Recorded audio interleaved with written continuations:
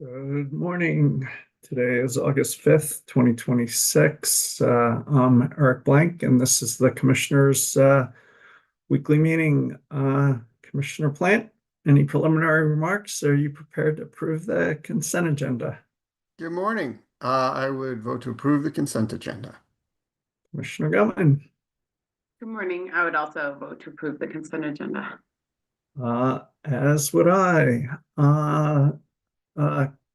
Colorado Penal Communication Service Providers, Mr. Cameron, Mr. Wallace, 2025 report. Can you guys see me? I'm sorry. We can see and hear you both. Well, Excellent. I can see and hear you. I can see Mr. Wallace, but haven't heard him yet. Great. Well, good morning. Thanks for the opportunity to present the Colorado PUC's 2025 report on Commission oversight of Colorado Penal Communications Services providers. The purpose of this report is to fulfill the Commission's statutory responsibility to oversee incarcerated persons' communication services throughout Colorado. Last year's report examines provider compliance, consumer complaints, call quality testing, and significant regulatory developments that occurred throughout 2025. One of the most significant developments during the year was the confusion around the implementation of the Martha Wright Reed Just and Reasonable Communications Act. This federal legislation expanded the FCC's authority over incarcerated persons' communication services, and it introduced new rate caps for both audio and video communications.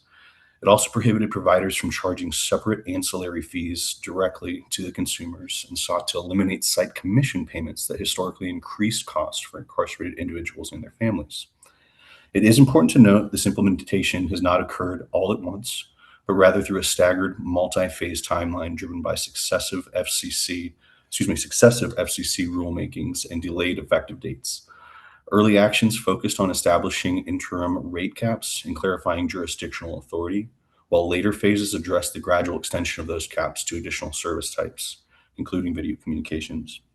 The FCC also adopted a phased approach to ancillary fee elimination, with certain fee categories prohibited earlier in the implementation period and others subject to later compliance deadlines. In addition, some provisions tied to site commission reform and cost reallocation have been subject to ongoing transition periods.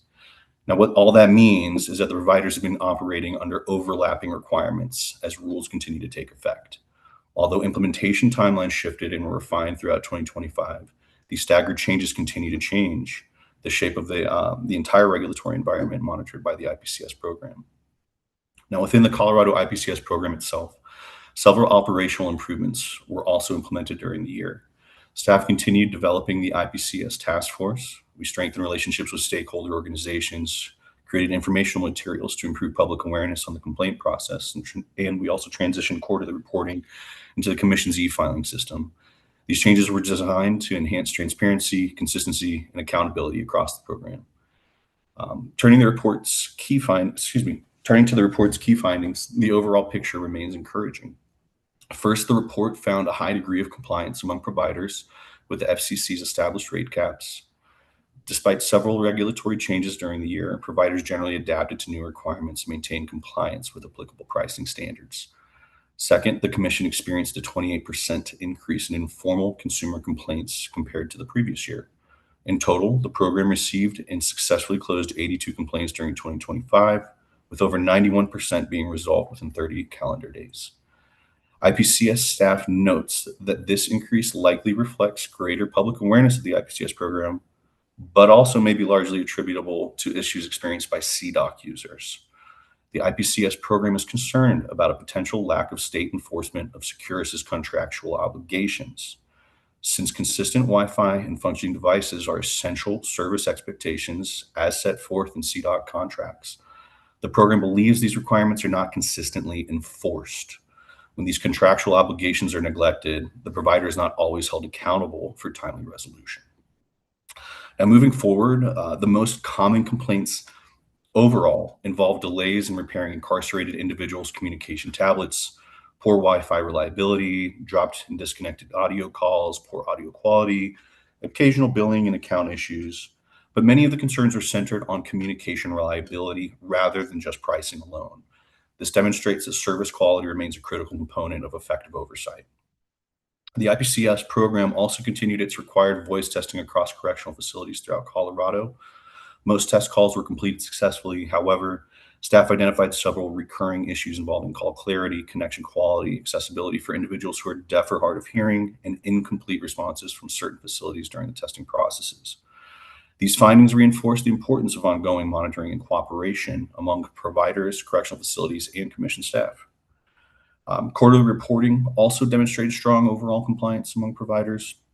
Although several providers submitted reports after the required deadlines, most communicated proactively with the commission staff and requested extensions when necessary, aside really from one provider, namely Telewest, who repeatedly failed to communicate regarding late submissions. This led program staff to indicate that stronger enforcement actions might be necessary, including potential fining authority. This will be deemed as necessary on a case-by-case basis appropriately while we move forward. Looking ahead, the Commission recognizes that uncertainty remains as federal implementation of the Martha Wright Read Act continues to evolve. Program staff will continue monitoring FCC actions, reviewing provider compliance, conducting facility testing, investing consumer complaints, and moreover, collaborating with providers and correctional institutions to improve communication services across Colorado for incarcerated people. In closing, the 2025 report demonstrates meaningful progress in strengthening oversight of incarcerated persons' communication services.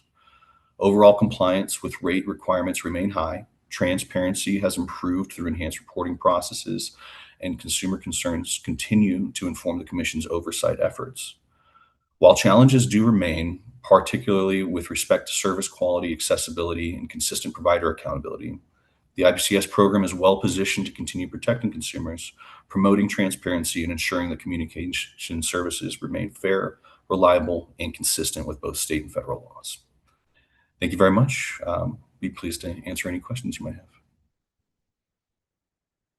No, just thank you for the report. Thank you for all your work. It sounds like we've made some progress on rates, compliance, transparency, and still has some quality of service problems to work through. But I think shining a light on it will help. So just again, thanks for your work, and let us know if there's anything we can do to help. Commissioner Plant, anything you'd like to add or say? Well, no, I just echo that, and I think the IPCS program, obviously a really important program, also one that I don't think too many Coloradans know about, and so I really appreciate you digging into it and evaluating it and providing us with ways that maybe it can be improved or issues that it's having, and these reports are just I think incredibly valuable, and frankly it's a program that I wasn't very familiar with before I got on the commission, so I always learn something, and I appreciate all your work on this. Thank you. Commissioner Goodman? Yeah, I would just echo that. Really thanks to the two of you for championing this program. And, I think a lot of what you're doing is relatively new. And so you all are doing a wonderful job of kind of going into this uncharted territory and really trying to understand how you all in the PUC can be the most impactful to ensure that folks have the services that they should have and at a fair price, and that these things are actually functioning and reliable, and there's accountability in the case that they're not. So just really appreciate the work all of you all are doing, as well as this summary, which I think is very helpful in kind of setting the lay of the land and recognizing where we've had achievements, but the other places, as we continue to know more and see more into these programs, where you see the opportunity to continue to improve. So very valuable, and I really appreciate it. Thank you.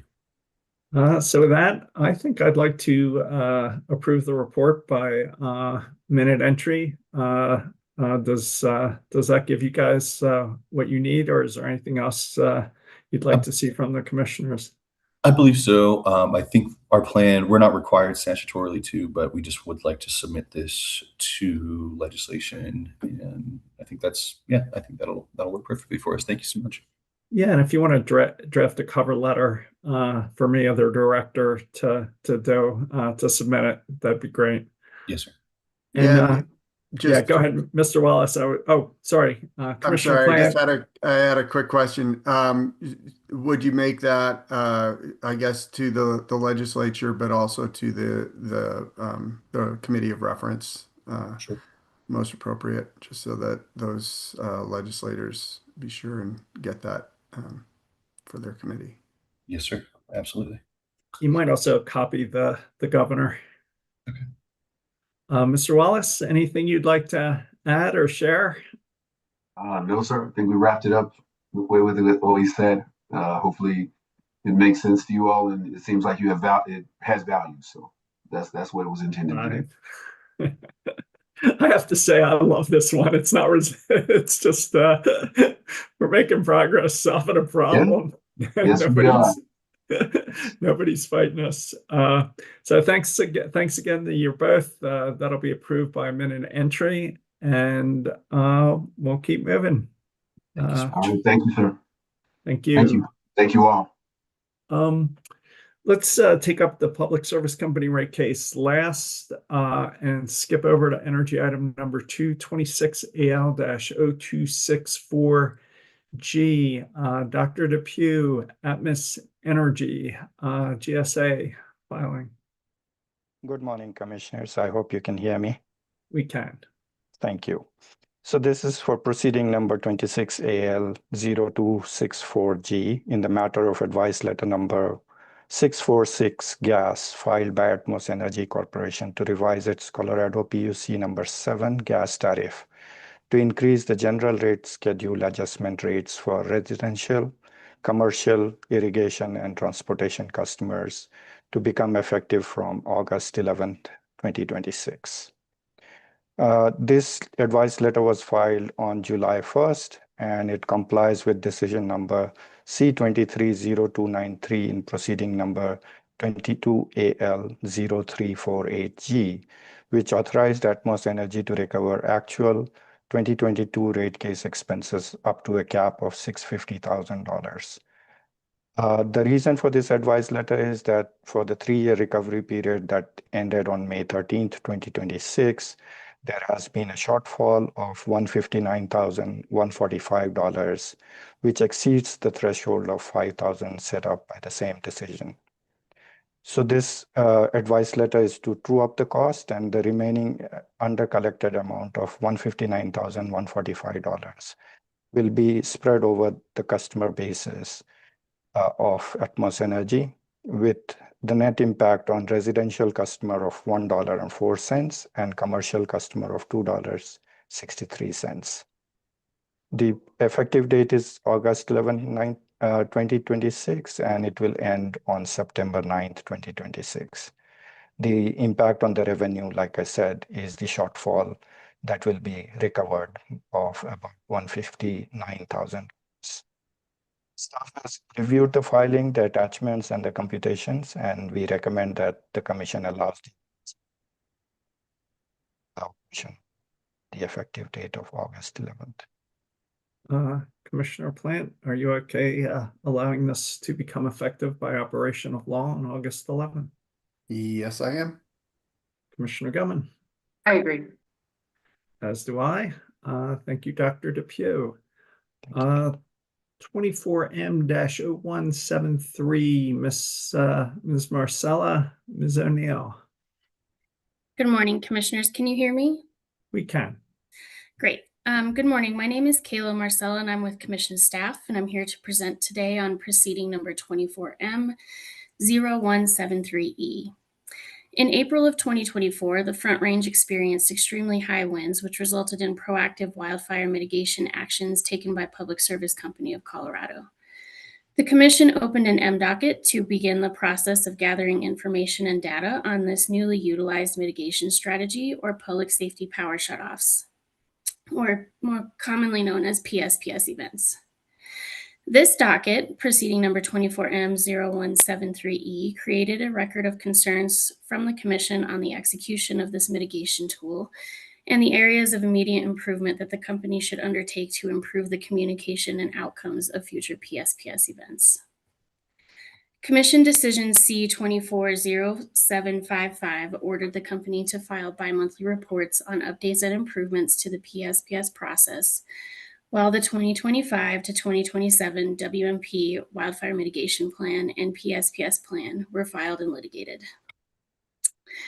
These reports have been filed and reviewed by staff from November of 2024 through July of 2026. In December of 2025, the company conducted 2 PSPS events. As a result, the Commission opened an M docket, docket 26M0037E, to serve as a pre-rulemaking process to serve as public comment repository for PSPS events.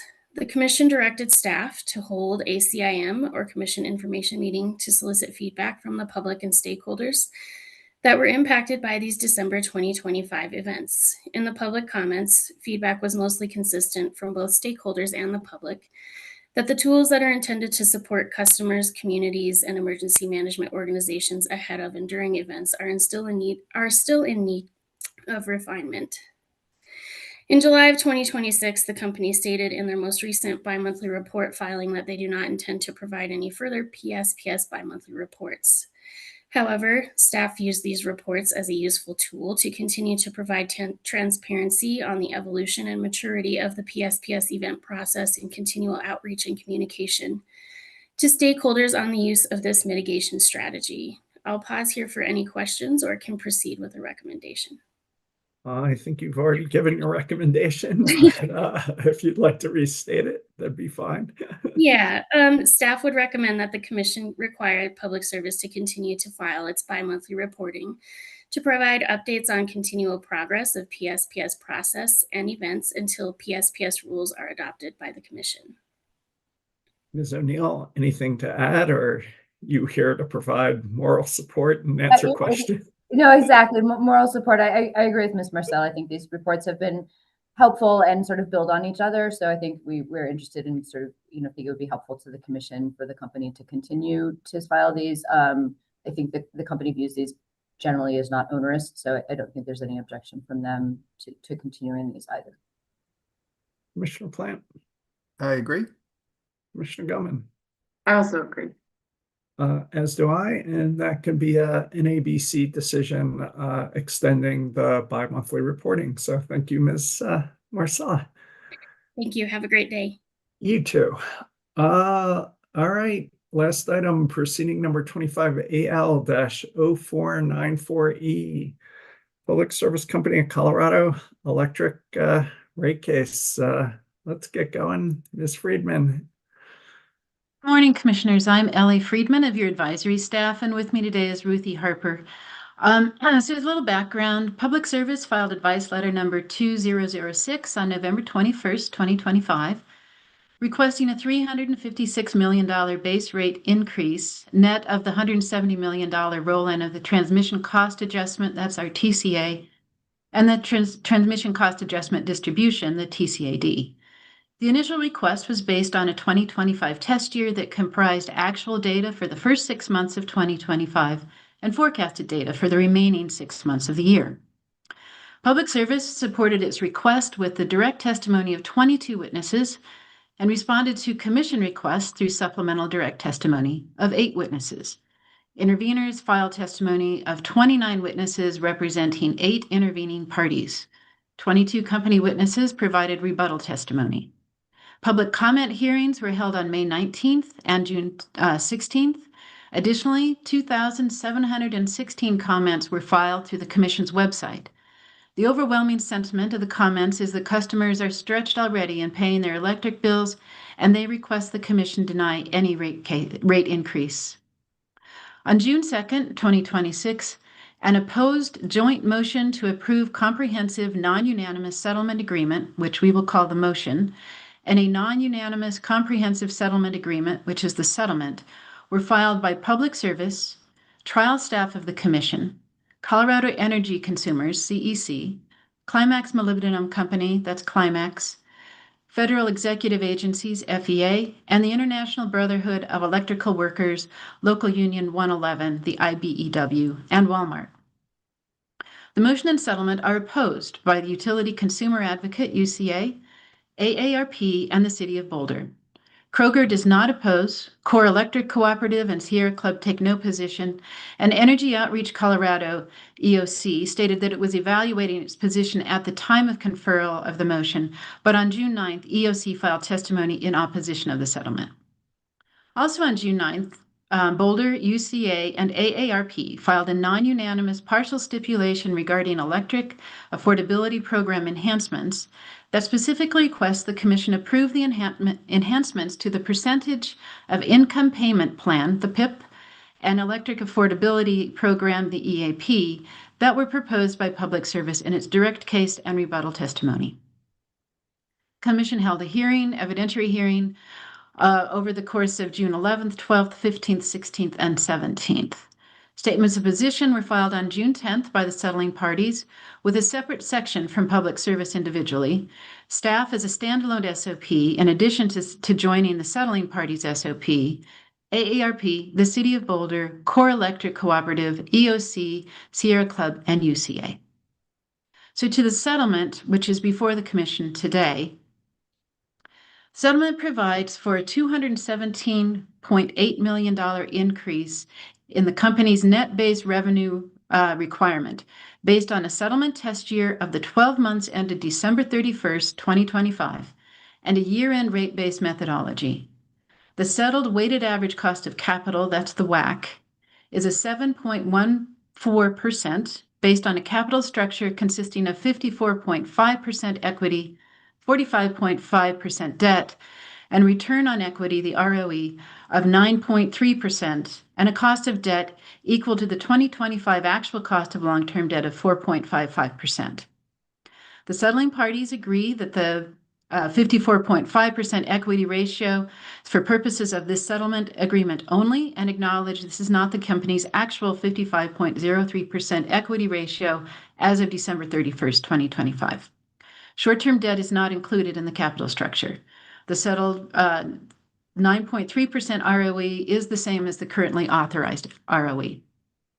Additional terms of the settlement include an extension of the depreciable lives for the Cheyenne Ridge and Rush Creek projects to 30 years, exclusion of all wildfire risk organization labor expense, and 50% of 2025 actual wildfire-related non-labor O&M expense, a cap of 15% of base salary for the company's annual incentive plan on an employee-by-employee basis, and removal of the supplemental incentive program costs. 50% of the long-term incentive costs are excluded except for the earnings-based portion of that, which is excluded entirely.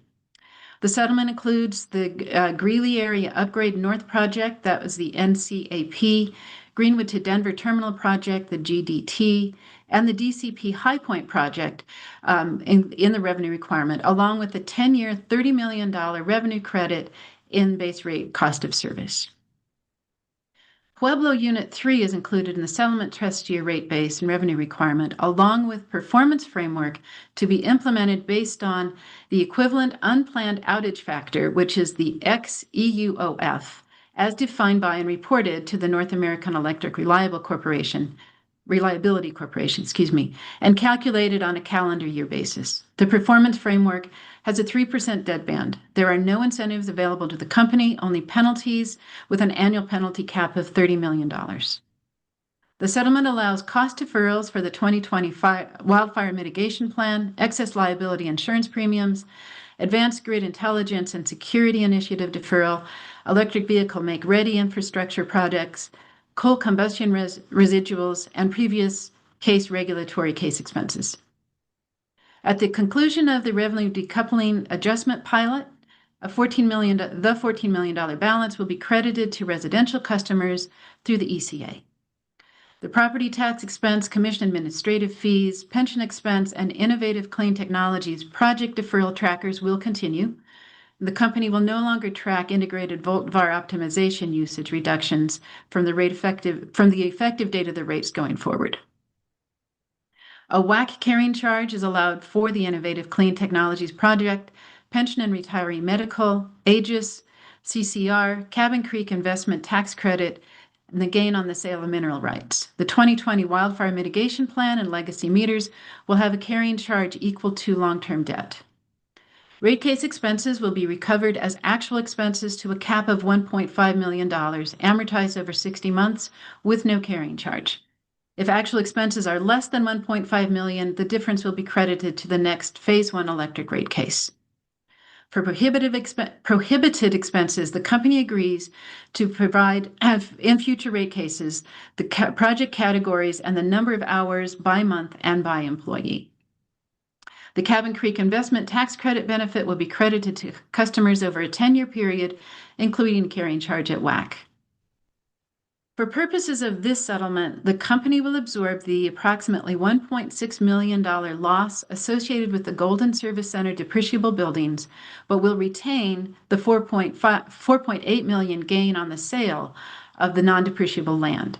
Also, for purposes of the settlement, the company will credit $9.35 million to customers, which is 50% of the gain on mineral rights sold in December 2025. The crediting will occur over 5 years through the ECA.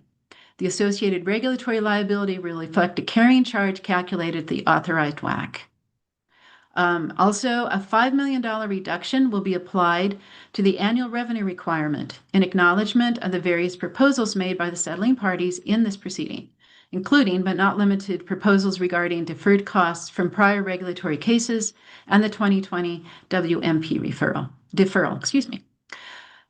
The company's proposed enhancements to the EAP and the PIP programs are included in the settlement. The settling parties note that during the evidentiary hearing, Chairman Blank offered some measures to reduce the number of disconnections, but also note that these measures were for discussion only because there's no underlying evidentiary basis for them. The settling parties note that the EAP enhancements in the settlement will help to address disconnections, including the ability to directly enroll participants into EAP.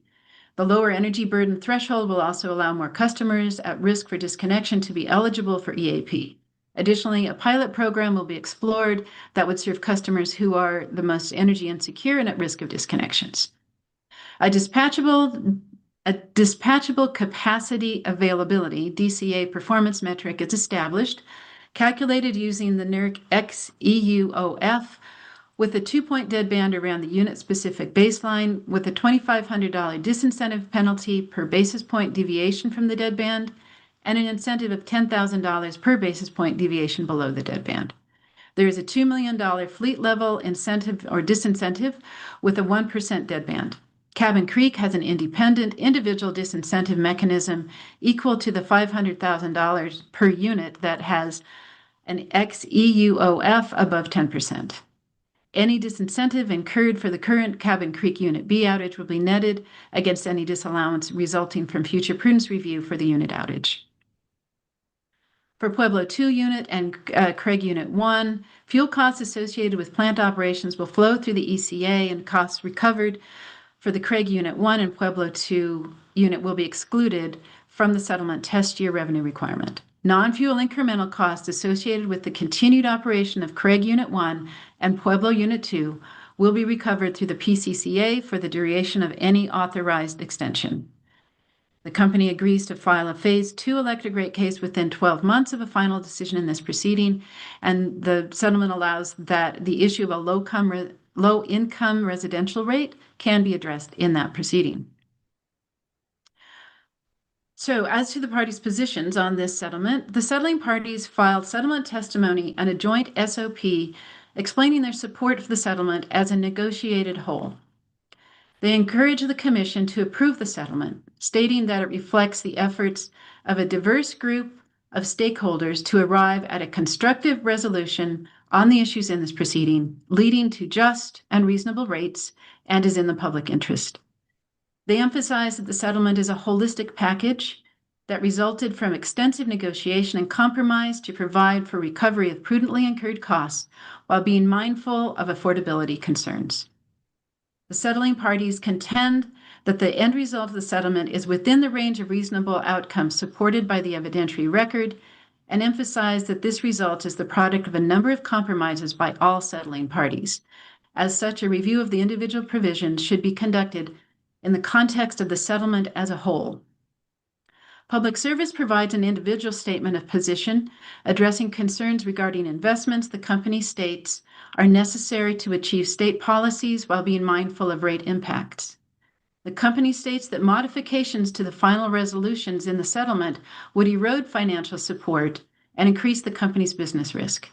This would affect future investment with safety and reliability impacts and would increase long-term costs of investments. Public Service states that modifications to the settlement's negotiated terms for rate-based convention and WACC to try to reduce capital investment is not supported by the record in this proceeding and would fundamentally alter the reasonableness of the settlement.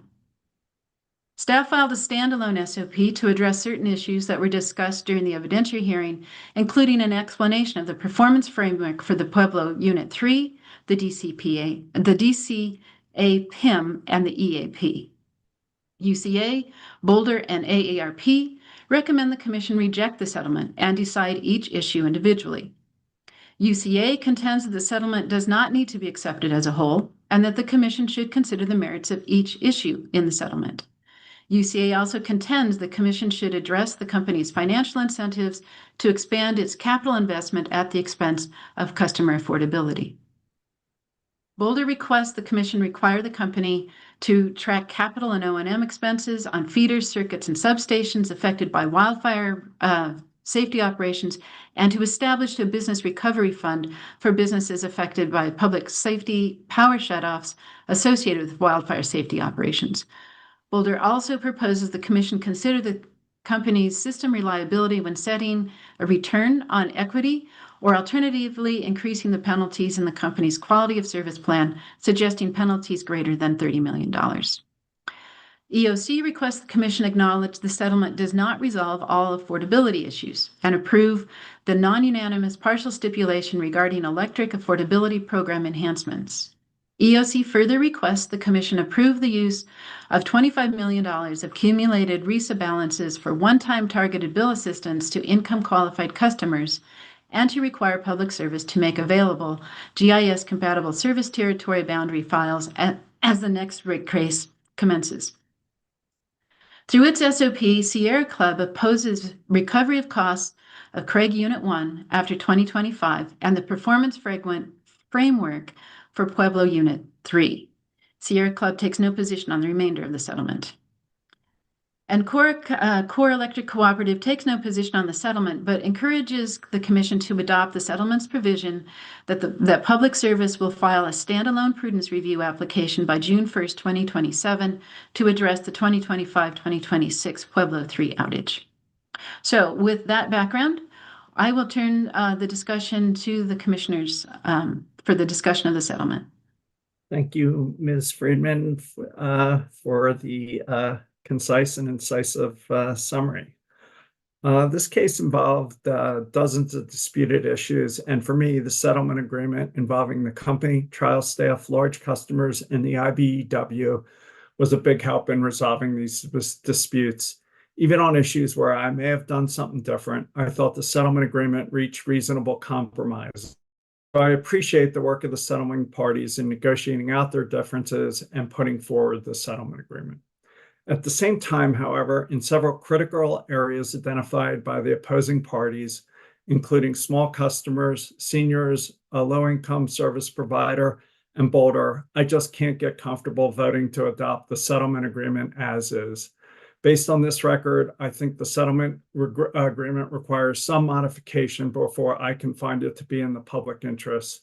So I'd suggest we start with an up or down vote on the settlement agreement, see where you're both at, and then perhaps go through some of the key disputed issues from the settlement agreement.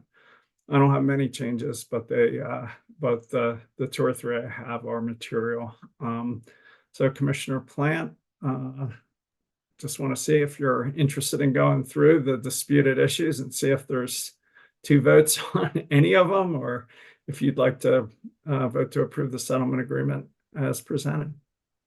Yeah, appreciate that. And certainly, I'm happy to go through the issues that you've raised. I mean, just to sort of lay out where I am on this, I felt like this was a really was a difficult and unsatisfying case. That can describe them all, Commissioner Plant. I mean, of all of the packages of testimony we received, I felt as though the most thorough and well established was the staff's answer testimony. Particularly of note to me was Dr. Deepu's testimony evaluating rates of return and establishing a vision for trying to align ROE with something that aligns more equitably with what's considered fair return under bond right. Additionally, Ms. Anstey's testimony on affordability issues was the first time I've seen staff really dive in with an in-depth evaluation in a rate case on the various affordability programs for at-risk customers. And I thought that was just so valuable to this case. Finally, Dr. Dalkey and Ms. O'Neill's testimony establishing availability-based cost recovery, or what was called the CACR, I thought offered a really well thought out and creative way to protect ratepayers in the future from the costs of the historically bad record of Pueblo 3. Staff's compromise with the company on the settlement, on the one hand, I thought made the EAP program much stronger with the contributions of the work of Ms. Anstey, and on the other hand, did not pursue the vision that was laid out by Dr. Deepu. The CACR proposal was replaced by a mechanism that, in my view, provides substantially less protection for customers, and one that is based on the equivalent forced outage performance of a national fleet of coal plants that's average age is substantially greater than that of Comanche 3. I'm similarly not a fan of DCA, but that's another issue. There were some issues brought up by Boulder, particularly the cost borne by customers for extended PSPS and other outage issues. Customers may bear significant costs from extended PSPS events and other outages without any direct mechanism for compensation, which is an issue and a problem, but the solutions that were proposed, as far as I can tell, are outside of our purview. I don't think we can order investor dollars, for example, to be put into a fund for compensation. And then the tying of performance to ROE recovery levels is one that I think could provide a really strong basis for a performance-based regulatory structure. And I think the concept deserves serious consideration in a future proceeding where the commission has a complete record devoted to performance metrics, verification, incentive design, implementation, timing. We just don't have the record here to establish that, particularly when rates go into effect 24 days from today. So from my perspective, the staff answer testimony articulated what I viewed as particularly compelling regulatory framework on several issues. And, naturally, a negotiated settlement requires compromises, and some of those compromises moved away from what I viewed as the strongest aspects of staff's original recommendations.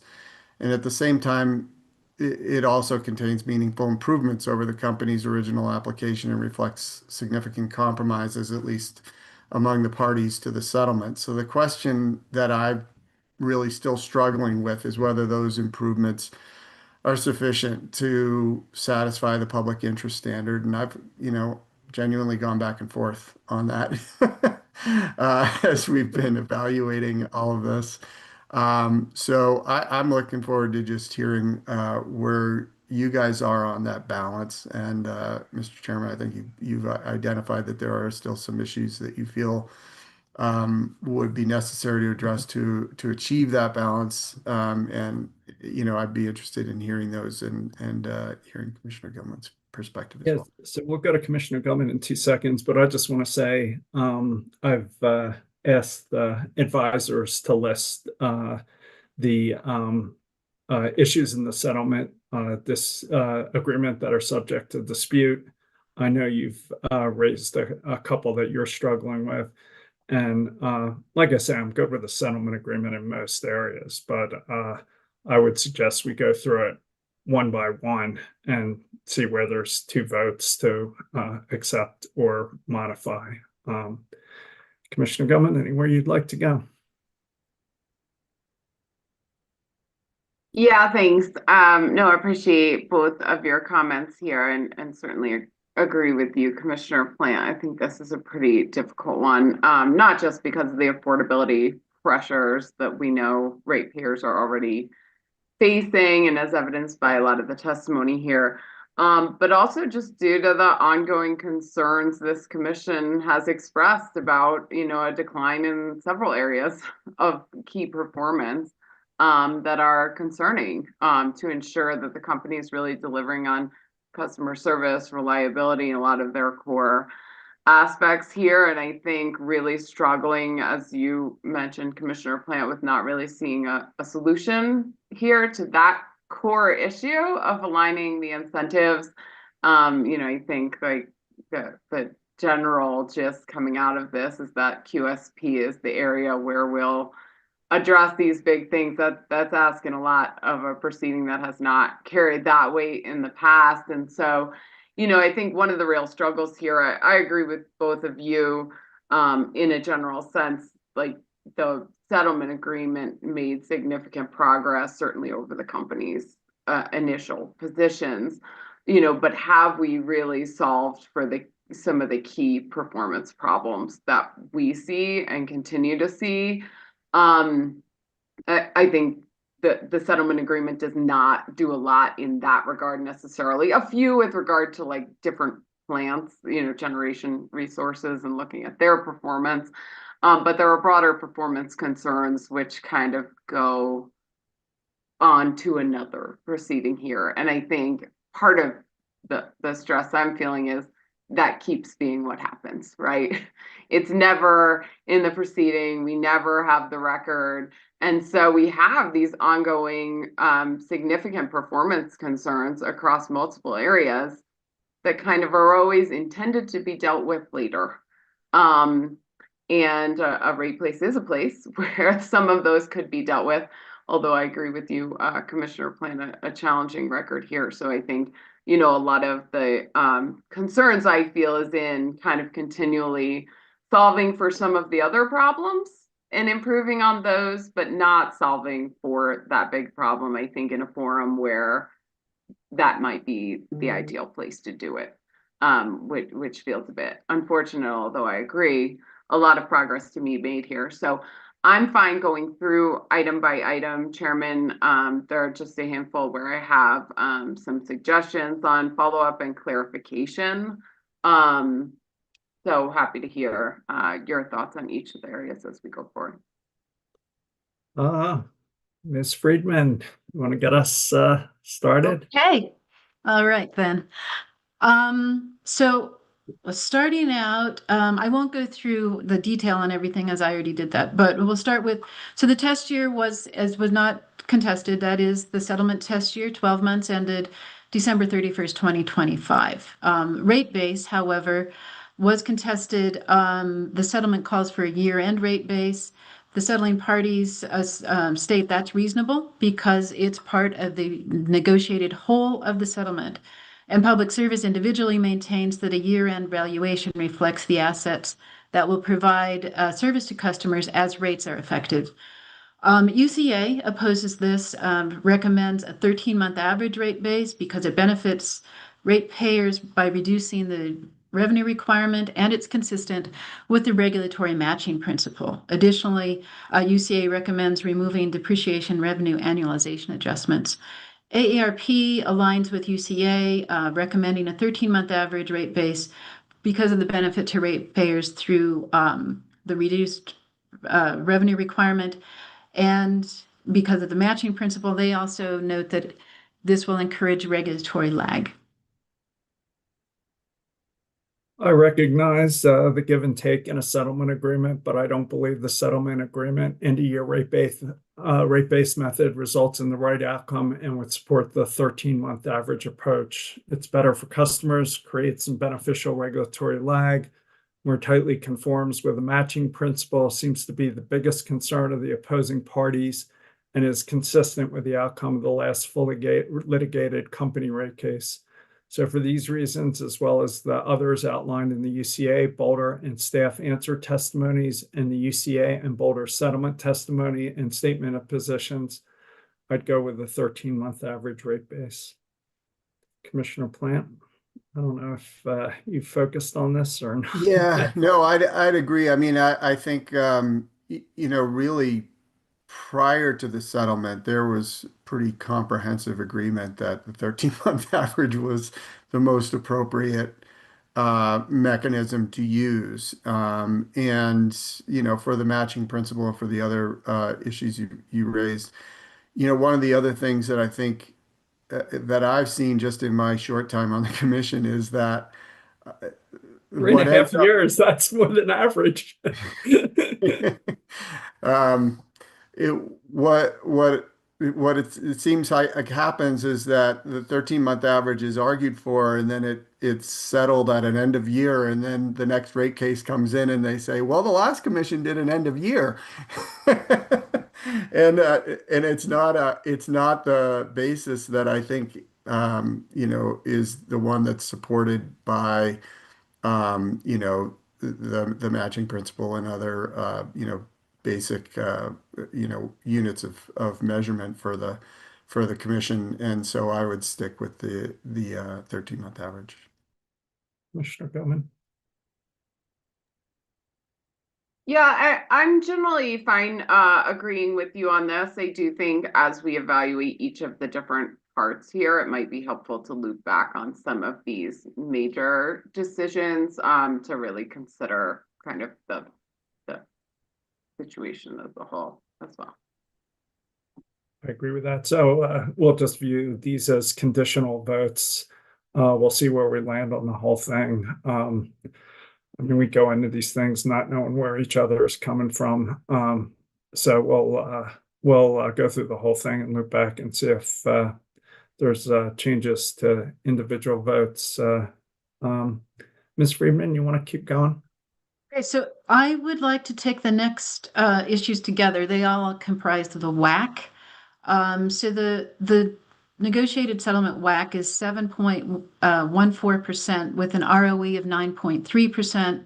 Equity ratio is 54.5%. Long-term debt cost at 4.55%, and there's no short-term debt included. And the settling parties note that this negotiated WACC, it's higher than what was approved in the last phase one, but they note that's because of the higher cost of long-term debt.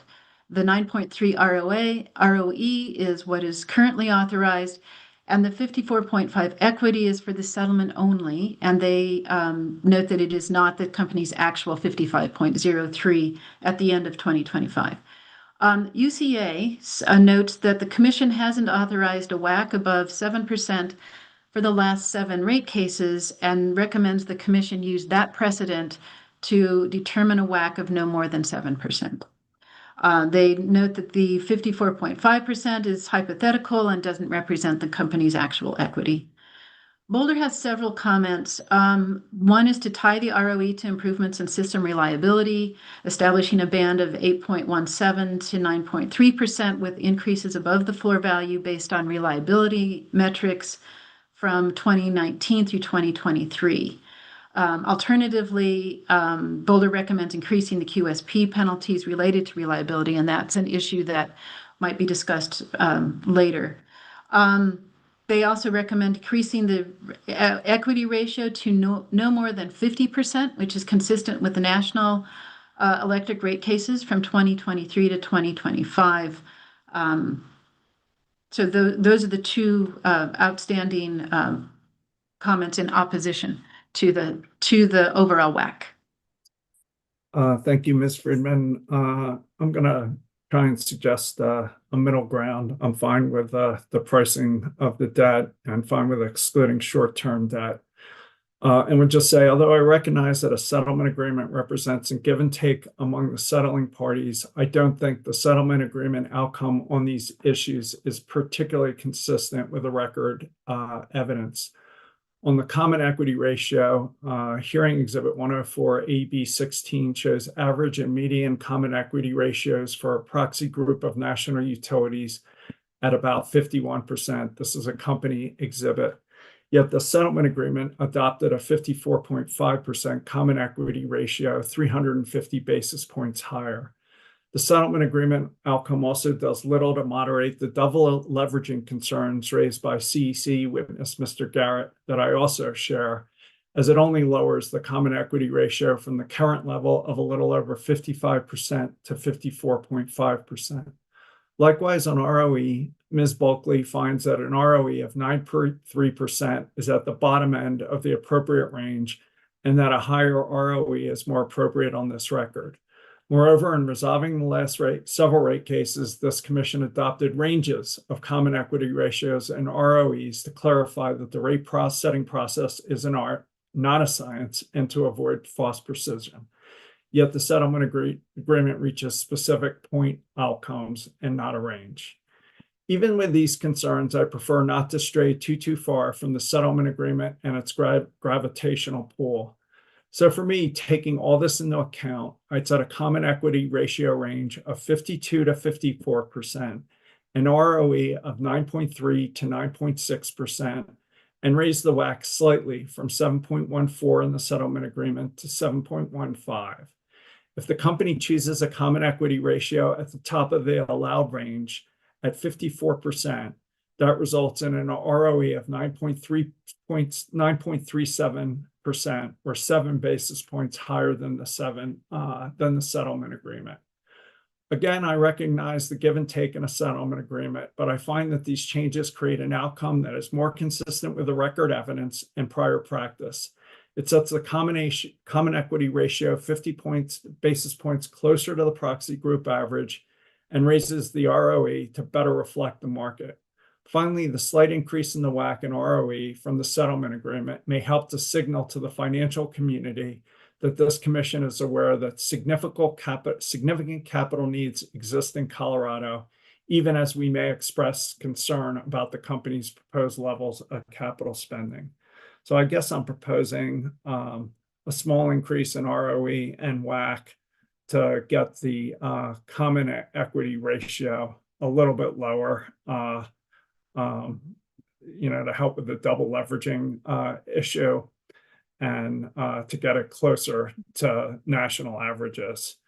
And to offset that, I'm proposing to increase ROE a little bit, again, to get closer to market, and a slight increase in WACC. Overall, it's a very small increase in the revenue requirement. So I don't know, Commissioner Plant, anywhere you'd like to go on any of this? Yeah, I mean, I kind of am coming at it from a little bit different place in that, I recognize that the WACC is increasing just basically because of the increased cost of debt, and I think everybody recognizes how cost of debt has increased for everything.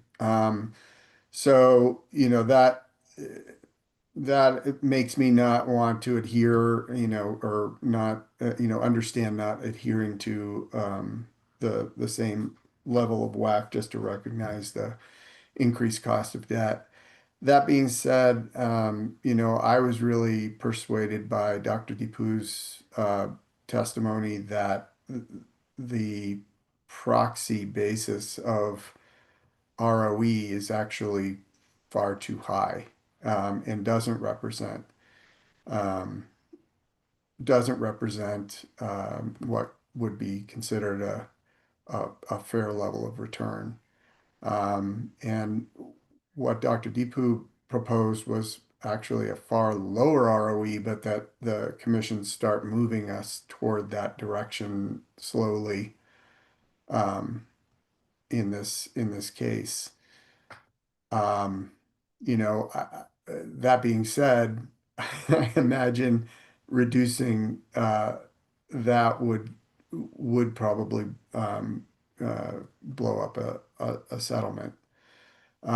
So I would be more inclined to stay with the current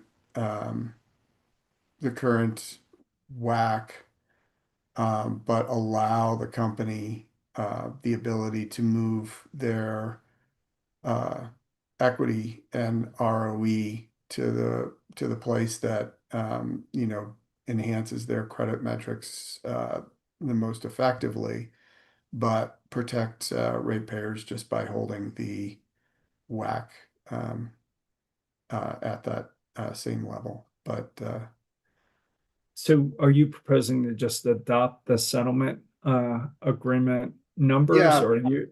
yeah, I would say keep with the settlement WACC, allow the ROE and the capital structure to be modified at the company's discretion in order to maintain credit metrics in the most I would effective way. not allow for a common equity ratio greater than what they agreed to.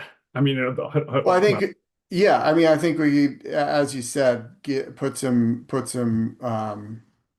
barriers around the range, which we always have done in all of the cases, but allow for it to move. But I'm, authorizing a higher ROE, I feel like moves us in the wrong direction. uh, I hear that. Uh, yeah, for me, it just offsets the 13-month average by, I mean, it's tiny economically, but Commissioner Gilman, anywhere you'd like to go? Yeah, I mean, I'm probably more with Commissioner Plan on this as is, but happy to circle back. I guess I don't see in what you've suggested in the basis of those as enough reasoning to kind of stray from the settlement agreement. Frankly, they're awfully close, and I think your ranges would tend toward a higher ROE, a lower equity ratio, which in a lot of our credit metric like identifications throughout this may not be the choice that they would make to really optimize their credit metrics. So maybe a distinction without a big difference there. So I'm just not seeing enough support and enough real difference or rationale to stray from what was in the settlement agreement for, really a very minute difference. All right, so we'll just keep to the settlement agreement on this issue. I'm fine with that. So Commissioner Plan, are you okay? Just keeping to the settlement agreement proposal. That's what I'd like to do, given where you're both at. I would not let the common equity ratio go above 54.5. Yes. All right. So I think that's a 3-0 vote to accept those terms in the settlement agreement. Okay. Just going through as they were presented in the settlement, I note that the O&M historic inclusive of 2025 historical adjustments with the known and measurable adjustments was not at issue. The next issue that was raised had to do with the Cheyenne Ridge and Rush Creek extension of the depreciable lives from 25 to 30 years. The settling parties note that this achieves the reduction in revenue requirement while setting a reasonable expectation for wind facility lives and extending customer protections. UCA objects to this and suggests that the commission instead improve Public Service's initial proposal to extend the lives by 10 years because that will reduce the annual depreciation expense and reduce near-term base rate pressure. So I'll turn that to you for your discussion.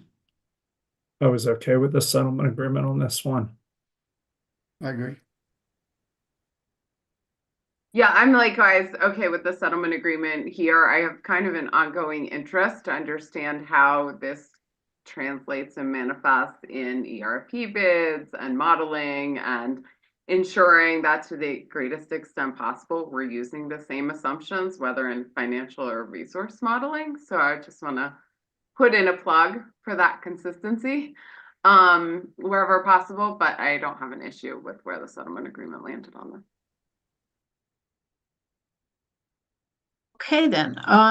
So there's several issues with the wildfire. There's O&M and the wildfire shutoffs.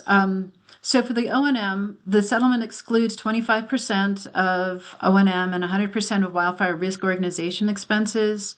And the incremental 2024 to 2027 wildfire-related labor and non-labor O&M is recovered in the wildfire mitigation adjustment. So the settling parties note that this shifts some $20 million from base rate recovery to the wildfire mitigation adjustment. In this issue, Boulder had suggested separately to track capital and O&M expenses on the feeders, circuits, and substations that are affected by the Wildfire Risk Organization, and also create a business recovery fund for the earnings from infrastructure and rate base that is not providing service. So there's two issues that I have right here on this one. One is the O&M and the settlement. That's the exclusion of expenses. And then separately, maybe we can talk later about Boulder's request for some reporting. So a little bit, sorry if that's a little bit confusing, but on this one, we've got several wildfire. It's going to come back, the wildfire mitigation plan. But on this case, the settlement is just excluding the O&M expenses and labor costs. I'm fine with the settlement agreement on this, Commissioner Plant, I agree. Commissioner Gellman. I also agree. So for compensation, there was no, that was agreed on. There was no opposition to capping the incentive plans, programs that the company has, and disallowing certain ones. Moving to the legacy meters, the settlement allows an establishment of a regulatory asset to recover $83.3 million over 15 years with a carrying charge at long-term debt. There's also an $11 million revenue credit and the cost of service that's been agreed to, and that would be applied over 10 years to reflect that there were some fundamental disagreements on this issue with the legacy meters. The settling parties note that this is a negotiated outcome and reflects compromises by all parties. UCA says that the company should not recover these costs with a return on plant that's no longer used and useful, and that the company chose to replace the meters, which had already been depreciated to various degrees, and did not attempt to sell the old meters. AARP agrees cost recovery is inappropriate because the meters are no longer used and useful, and additionally, cost recovery should be limited because the AMI rollout associated with these meters was delayed. So I turn that to your discussion. I know you guys were more interested, you guys dug into this more at hearing, Commissioner Plant. Yeah, I mean, I didn't ever feel like I got a very clear understanding of what changed between the CPCN proceeding and the testimony of Ms. Jackson at that proceeding and what we heard in this proceeding. I think they were very much at odds. And, I think maybe I'm viewing CPCNs wrong, but I kind of feel like the CPCNs are the time when we get what the deal is, what the company is, projecting, how those costs are going to be then given to put on ratepayers, and then things seem to change later on, and all is forgotten. Certainly how it seemed with the Pueblo 3 plant. And so I'm not crazy about the where the settlement ended up, but it's certainly it's better than what the company came forward with. And I think having cost of debt as the basis for recovering these costs is probably sort of the compromise position from the staff on this. Commissioner Gellman. Yeah, I generally agree with Commissioner Plant.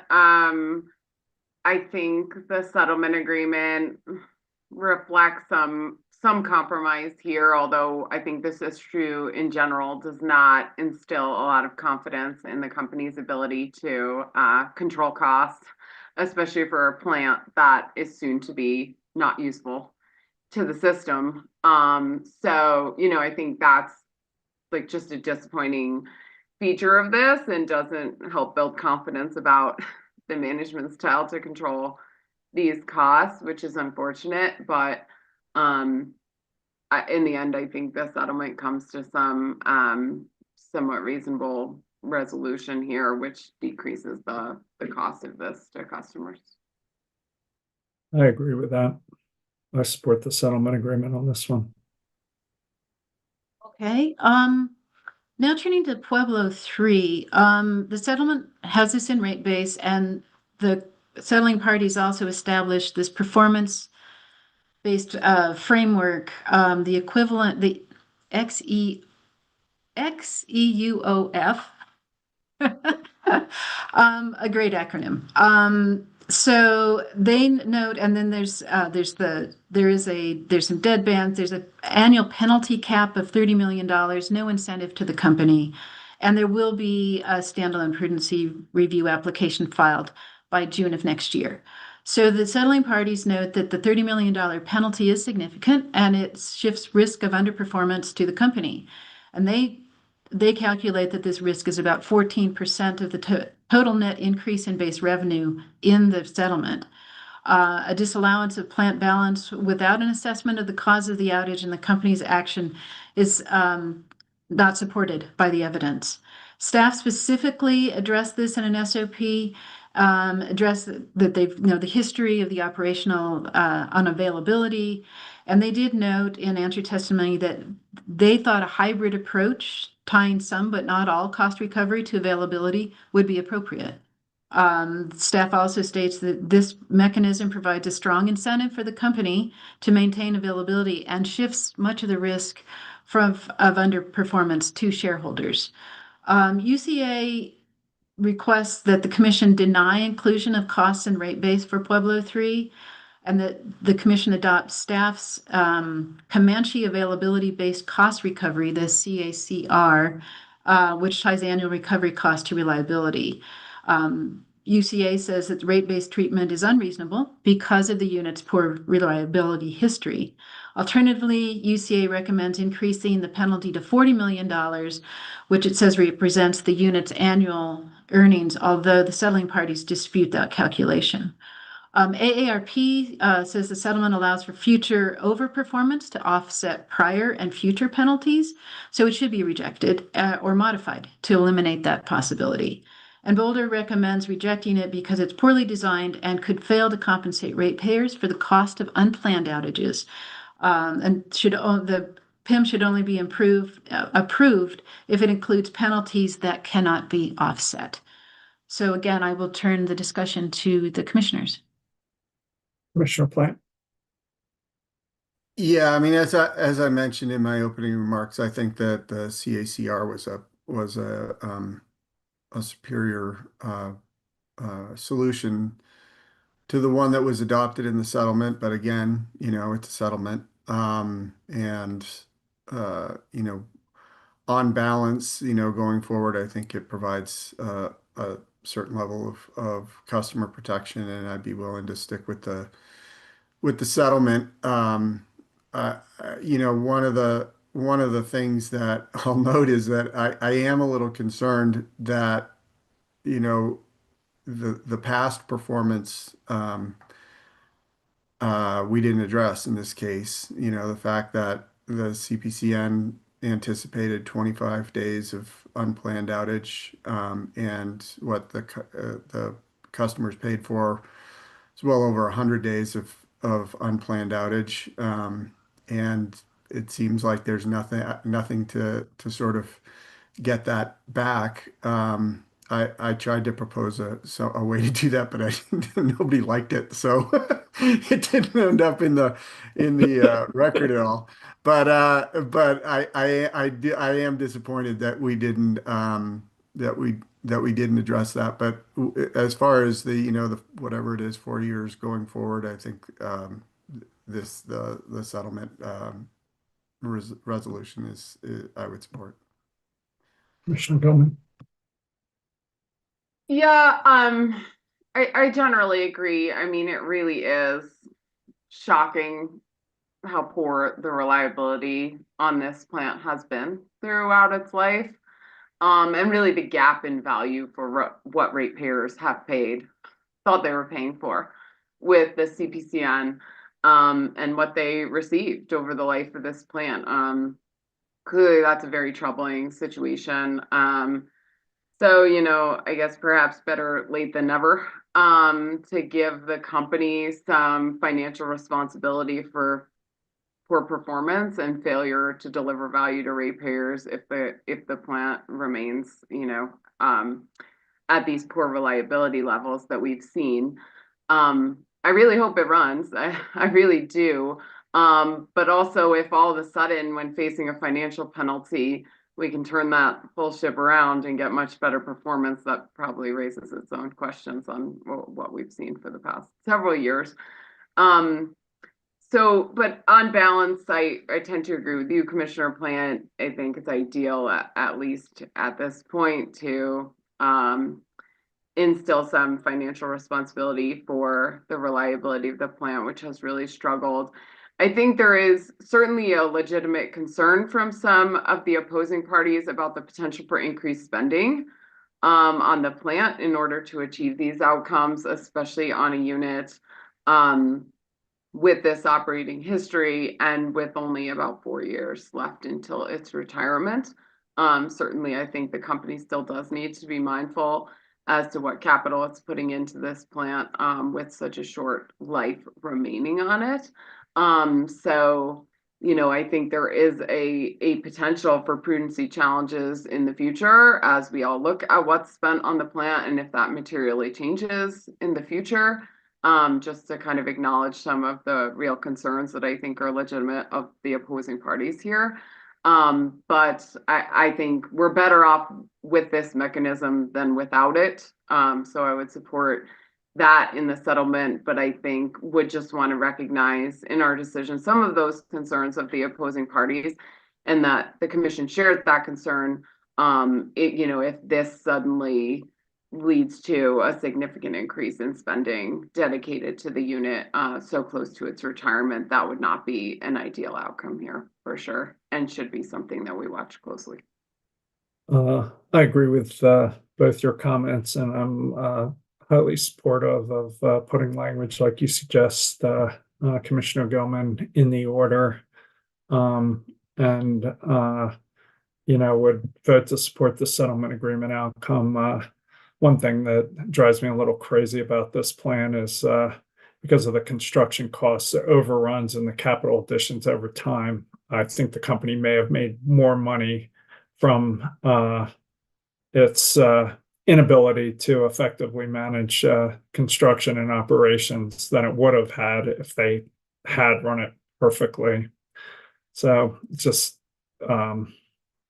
like you say, suboptimal regulatory incentives, and this belatedly may start to fix them. So that's all I got. Ms. Friedman, you want to keep going? Okay, so with deferrals, there are several, and I can discuss, there's about 4 of them individually, or I could provide them together if you want to discuss them together. Let me just say, Commissioner Plant, on the deferrals, are there any issues that cause you concern that would want to make you move away from the settlement agreement? No, I support the settlement position. Commissioner Gilman? I also think the settlement presents a fine compromise on the deferral. So I think we can skip that one. All right, all right. Ms. Friedman, and adopt the settlement position. Okay. And trackers, there were no outstanding oppositions there. Turning to rate case expenses, the settlement allows capping expenses at $1.5 million amortized over 60 months. And if the actual case expenses are less than that, then the difference would be credited to the next electric phase 1. And the settling parties note that this is consistent with Commission's rules regarding rate case expenses. UCA suggests that these should be denied, referencing the legislative intent of SB 23-291, and suggests disallowance of costs for outside counsel and consultants. Boulder also recommends that the Commission not adopt the settlement and cap recovery at $1 million, split the cost for the future phase 2 case 50-50 with shareholders, and deny the specific cost associated with the company's ROE witness. mean, for me, I thought this was a thoughtful resolution of this issue. The cap means we don't have to sort through individual expense categories. In the past, we've amortized it over 3 years with no return. This is 5 years. So I thought this was a sensible, thoughtful compromise, and I'd support it. Commissioner Plant, I agree. Commissioner Gellman, I also agree. Ms. Friedman. Okay, turning then to prohibited expenses. The settlement allows that in future rate cases, the company will provide specific project and topic information for the category of activity and the number of hours by month and by employees. The settling parties note that prohibited costs have been removed, and the company will provide more information in future rate cases.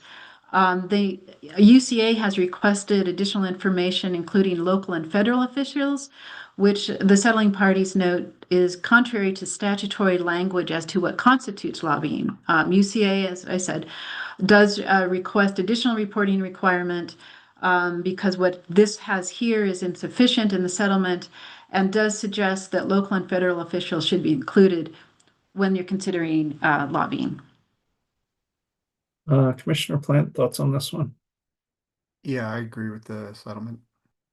Commissioner Gellman?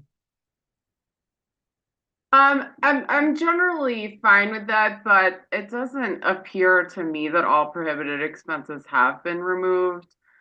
And so in SB 291, it states that the commission shall ensure that regulated electric and gas utilities do not use ratepayer funds to subsidize non-regulated activities. On the list of those things that the utility shall not recover costs for from its customers, includes organizational membership dues, other contributions to any organization, association, institution, corporation, or other entity that engages in lobbying or similar activities intended to influence the outcome of any local, state, or federal legislation, ordinance, resolution, rule, ballot measure, or other regulatory decision. So I do have concerns about the list of prohibited expenses that the company provided, because it does look to me to include at least one organization on its list of dues that engages in such activities. So I would just suggest that the company make revisions as necessary to ensure they're in full compliance with 291, and to make those adjustments in its compliance filing and resubmit the prohibited expense document to clearly indicate any adjustments that they made as part of that compliance filing. Do you want to highlight specific concerns, or just have the commission adopt the language you just stated? I think they can adopt the language as stated. You know, I have not researched every single organization, admittedly, on the dues list, but I know there is at least one call runs for energy access that I think is fairly widely recognized to be an advocacy organization that would clearly fall under that statutory prohibition. So that would be the one that I would draw the most attention to. But I think given that oversight by the company and their clear obligation to comply with state statute, they should provide a review of how they've categorized those expenses and make those updates in their compliance filing. I support that language. You okay with that, Commissioner Plant? Yes. Ms. Friedman? Okay, the next issue that has some opposition to is the gain on sale of depreciable and non-depreciable property. The settlement allows, this has to do with the Golden Service Center, and the settlement allows the company will take the $1.6 million loss for sale of the buildings there, but will keep $4.8 million for the gain on the sale of the non-depreciable land. Additionally, there will be a 50% sharing, it's a $9.35 million credit with customers based on the sale of mineral rights, and that'll be credited over 5 years through the ECA at a WAC carrying charge. So the settling parties note that as far as the sale, established law provides for any gain or loss on property value to belong to the company, There's no specific estimate in the record of costs attributable to only non-depreciable property. The record does not demonstrate that the increase in the non-depreciable land value is related to the expenses attributable to the land included in rates. And the settling parties note that there is no agreement on the general principles related to the treatment of gains and losses of the sale. So with that, UCA accepts the settlement's provision for sale of mineral rights, but asks that more information be provided on the sale of mineral rights from last December. I'm not sure what the purpose of the information would be, so I'd probably just stick to the settlement agreement. But I mean, I don't know. I'm not so opposed to more information, but I don't know what anybody would do with it. Commissioner Plant, Yeah, I agree. I would support the settlement. Commissioner Gilman. Yeah, I agree with supporting the settlement here, although this was an issue I really had to had to dive pretty deep on to understand what was going on with this building and land. And I will say staff's witness Lemaire probably had the most straightforward explanation and arguments regarding this, rather than it was frankly more clear than the information being provided by the company, which is at times contradictory.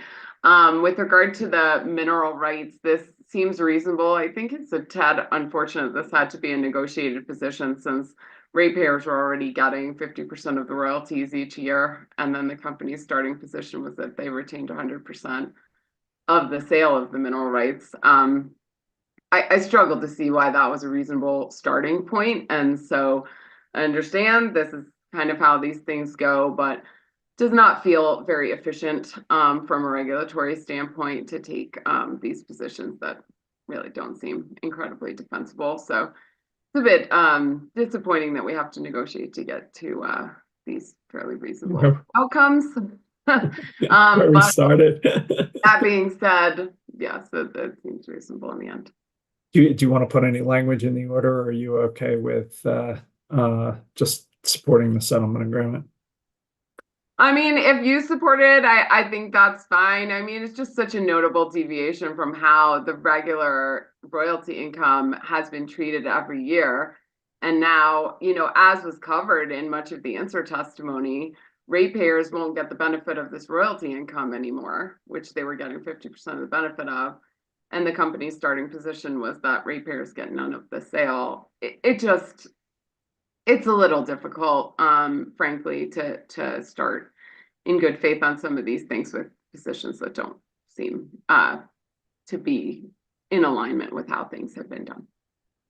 I'd like I'd like to see just some language in the order flagging that concern. You okay with that, Commissioner Plant?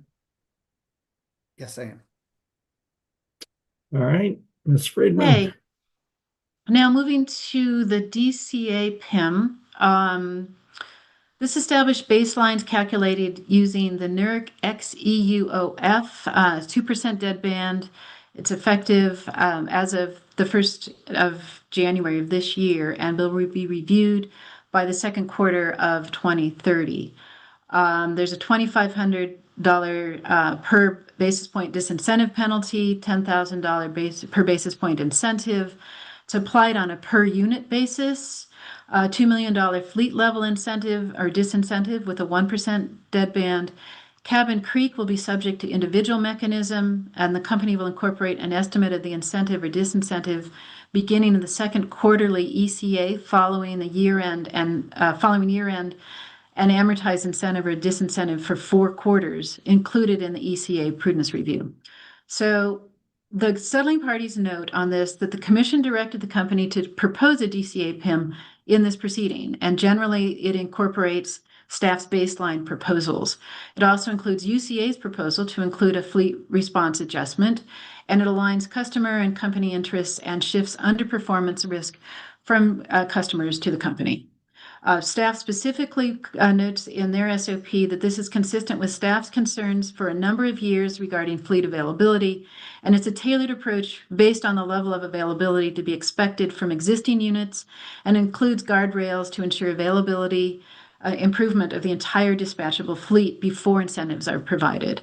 And staff notes that they will review the DCA PIM in the next rate case.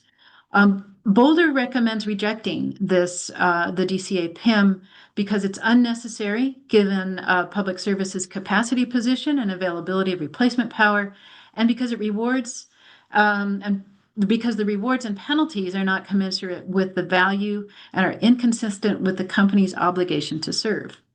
There's also potential incentives that could for the company to make additional capital investments. So with those positions, I will turn the discussion of the DCA PIM to the commissioners. Commissioner Plant? Yeah, I mean, I share a number of the concerns around the DCA PIM, and generally would just love to see the company meet the availability that they present when they present these units. One of the concerns I have around the DCA PIM is that there's the opportunity to earn an incentive on availability above when the system needs it, so that you're not actually deriving a benefit, but you're because it's available even though you don't need it, you could create an incentive there. I think the risk of that's relatively low. I do have a concern that Boulder raises around driving more capital investment, but all in all, I'm willing to accept the settlement agreement what staff worked out. So I guess Commissioner Gilman, if we adopt Commissioner Plant's and Boulder's concerns in the order, thoughts about accepting this settlement provision? Yeah, I mean, I appreciate the intent here. I think it's, as Commissioner Plant said, clearly important to ensure that these resources funded by ratepayers result in the performance and value that's expected and are there to serve ratepayers when needed. I share the one issue Commissioner Plant brought up about the potential for increased spending here. That was brought up by UCA. Yeah, really share that concern. I think that's troubling since there is now an incentive to earn extra money through improved performance. I take UCA's concerns really seriously that we could see increased spending here. And I mean, without any bound, that could swallow up any, if existent, value in the increased availability, right? An increased value that we're actually providing to ratepayers. So clearly that would be a non-optimal outcome. However, I don't think we've got enough in this proceeding to really understand like how to view that. This hasn't happened yet, so we're all kind of anticipating what would or could happen. So given this and the new nature of the construct, I'd suggest that the best way to address that issue of the potential of increased spending and really understanding how that value compares is that we make clear that this mechanism needs to be reviewed in full in, say, 2 years or the next full rate case, whichever comes sooner. And I'd suggest that in that thorough review, there be an inclusion of changes to O&M and capital spending on an annual basis by unit, changes to performance, and the results of the PIM economically. So really the commission then has all of the information to determine, is the juice worth the squeeze here, right? Are we spending more than we even produced in value to get to these outcomes in the PIM? So, that's the best I can figure to really recognize that concern, which I think is a legitimate concern, but recognize we don't have the information right now. But clearly this should be something that is reevaluated before we continue this PIM in perpetuity in more than a couple years once we have some data to really assess how it's going. So that's a suggestion I have on that front.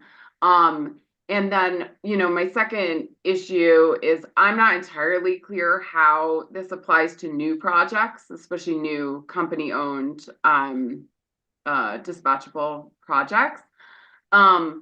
But so I think it would be important for us to express that there needs to be a direct connection to the company's performance claims in their ERP bids, as Commissioner Plant kind of brought up as well. You know, what was promised to the commission, to ratepayers, for the value that this asset would bring.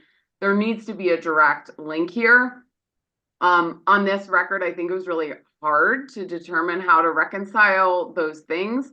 So I think that's something to be done in the CPCNs for those future units. But I think we should be clear in this decision that an incentive should only be available for new units if that's first and foremost, which seems rather obvious. But also that the expected performance should be tied to really what is expressed in those bids.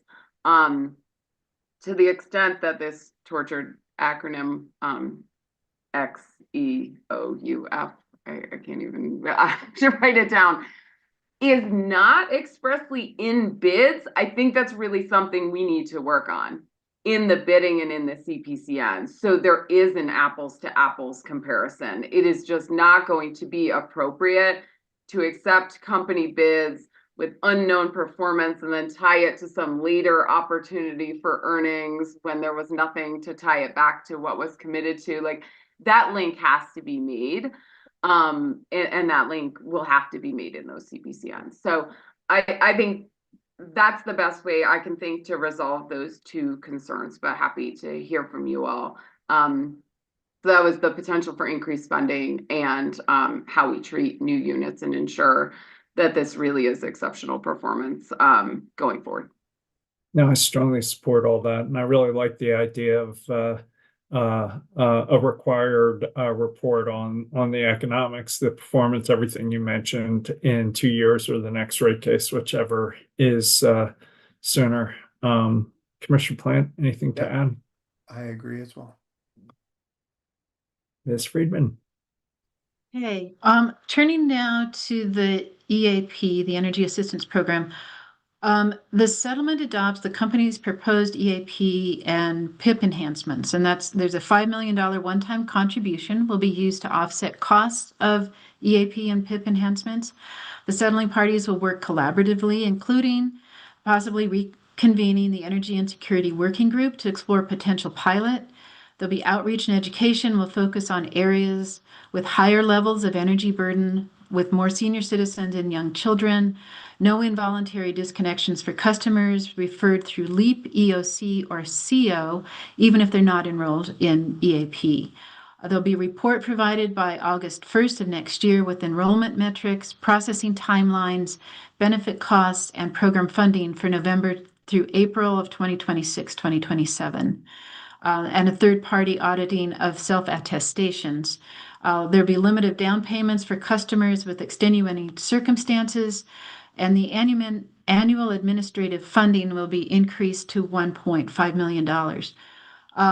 Staff notes that this agreement makes significant progress toward affordability goals and is designed to reach the most vulnerable customers. The reconvening of the Energy and Security Working Group will allow exploration of a potential development for a pilot to address energy and security and improve outreach. So there's a couple issues here proposed by EOC and by Boulder that I'll bring up now. EOC requests the Commission direct $25 million from the RESA to apply to bill assistance. They say the Commission encouraged this program in the 2022-2025 Renewable Energy Plan proceeding, which was 25A0194E. And I just note here that staff recommends rejecting EOC's proposal because it's not authorized by statute or rule, according to staff, and would require the Commission to modify some decisions in previous proceedings. So there is the EOC issue or the request. I'll also just add, Boulder makes 3 requests with regard to this. First, they support. Do you want to stop and look at that first? Yeah, let's Okay. take a vote Sure. on the Sure. EOC thing rather than Okay. mix them up. On this one, I'm probably with staff and would not support the 25 million. I think we found in the renewable energy plan, that this was a better forum to decide it, but I don't know that we went any further in that case. So I'm with staff on this one. Commissioner Plant, Yeah, I agree. Commissioner Gilman. Yeah, I also agree. Okay, if you can Okay. take the next one. Let us talk about Sure. that. All right, so then Boulder has two requests. One is to order an independent investigation by PU staff into disconnections, open an M docket after 1 year to review the program outcomes. They have a second recommendation that the company be directed to utilize the energy and security methodology as developed by Energy and Security Working Group in future rate cases, rather than provide a wallet share analysis is what they did in this case. So those are the two recommendations from Boulder.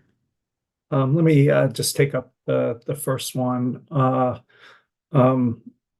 like the idea of a staff-led investigation. I think to Commissioner Plant's comments at the beginning, I think there were a lot of unresolved issues made by Ms. Onstey that weren't, in my view, addressed by the settlement agreement. And I think having that data can inform the discussions that are ongoing over the coming months. So I'd ask staff to quantify disconnections in disproportionately impacted communities, whether by zip code or census block group, identifying the top 20 or so areas by number of 2025 disconnections per total customer. As part of this, I'd ask staff to determine the length of time the average customer, both broadly and in these top 20 areas, was disconnected as measured by either the time between the disconnect and restoration notices or length of time the power was out.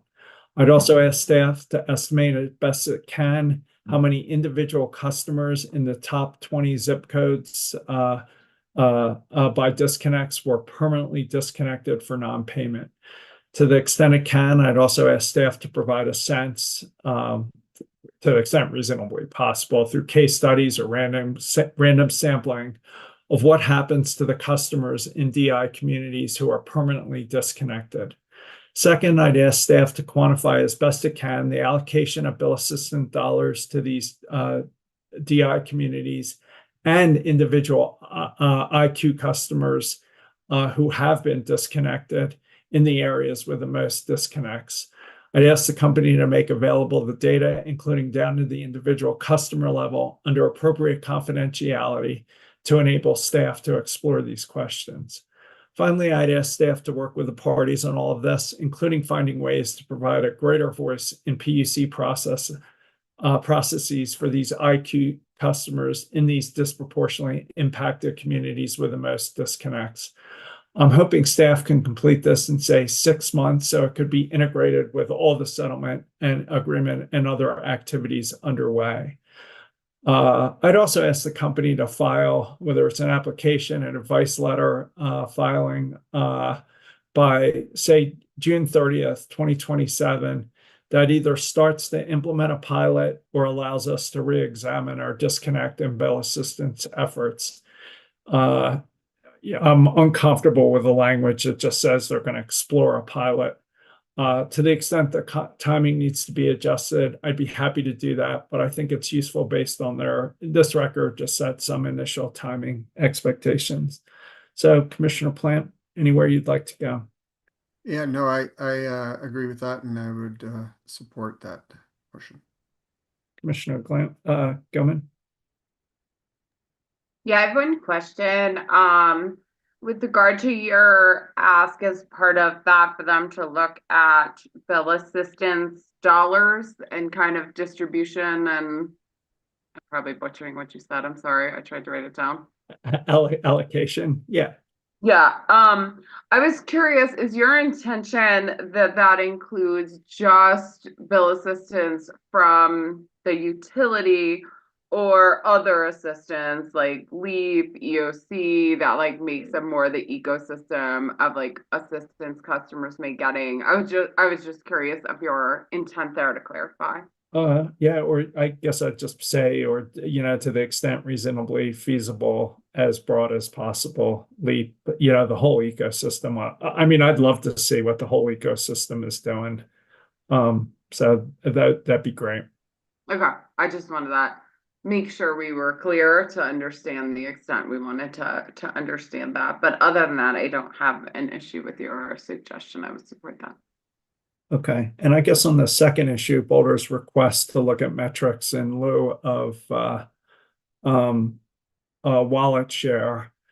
I do have some general comments, maybe not Boulder's exact recommendation. For me, the company's argued that its Colorado service territory is a national leader in wallet share, the percentage of a household's income that is dedicated to energy bills. I don't dispute that. At the same time, however, the multi-billion-dollar investments that we're putting in rate base today are clearly amortized over many decades with rate impacts that will pancake on top of each other as capital spending persists at high levels. So for me, wallet share is a one-time snapshot and not representative of the longer-term rate impact of these capital investments.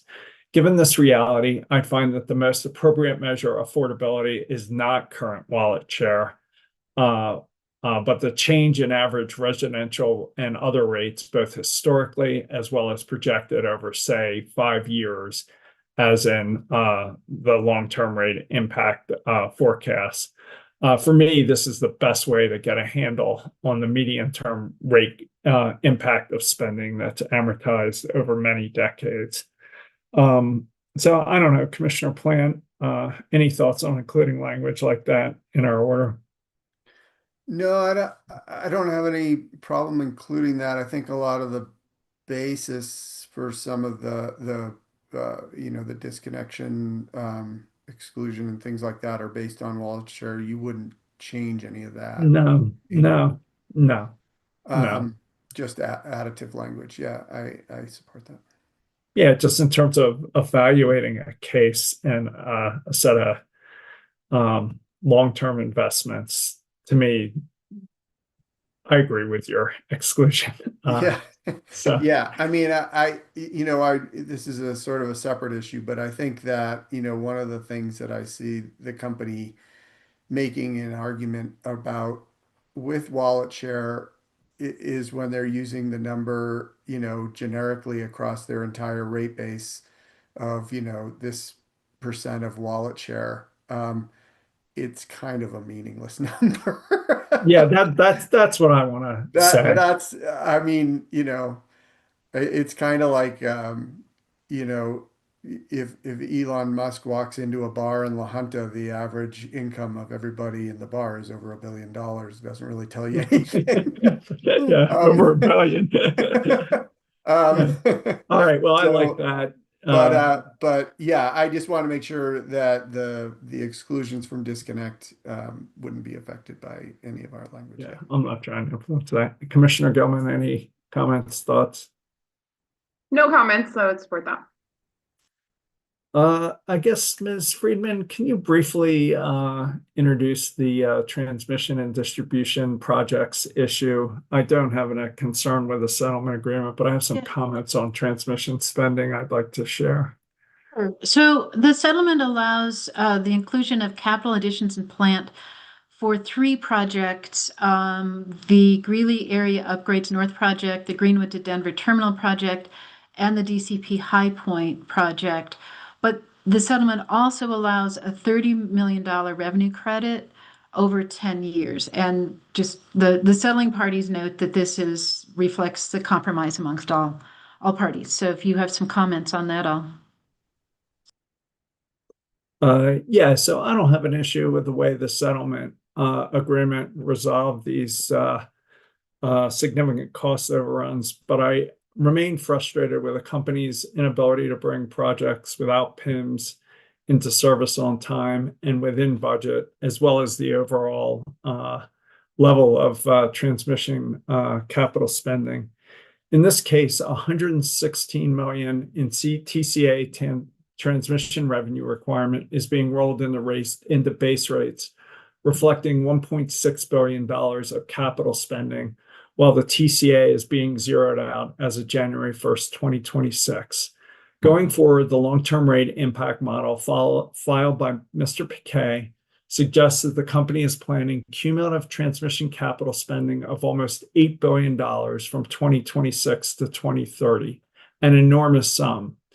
To address concerns about transmission capital spending in our prior electric rate case order, we attempted to limit TCA recovery to the statutory minimum of those projects that result in a net increase in transmission capacity.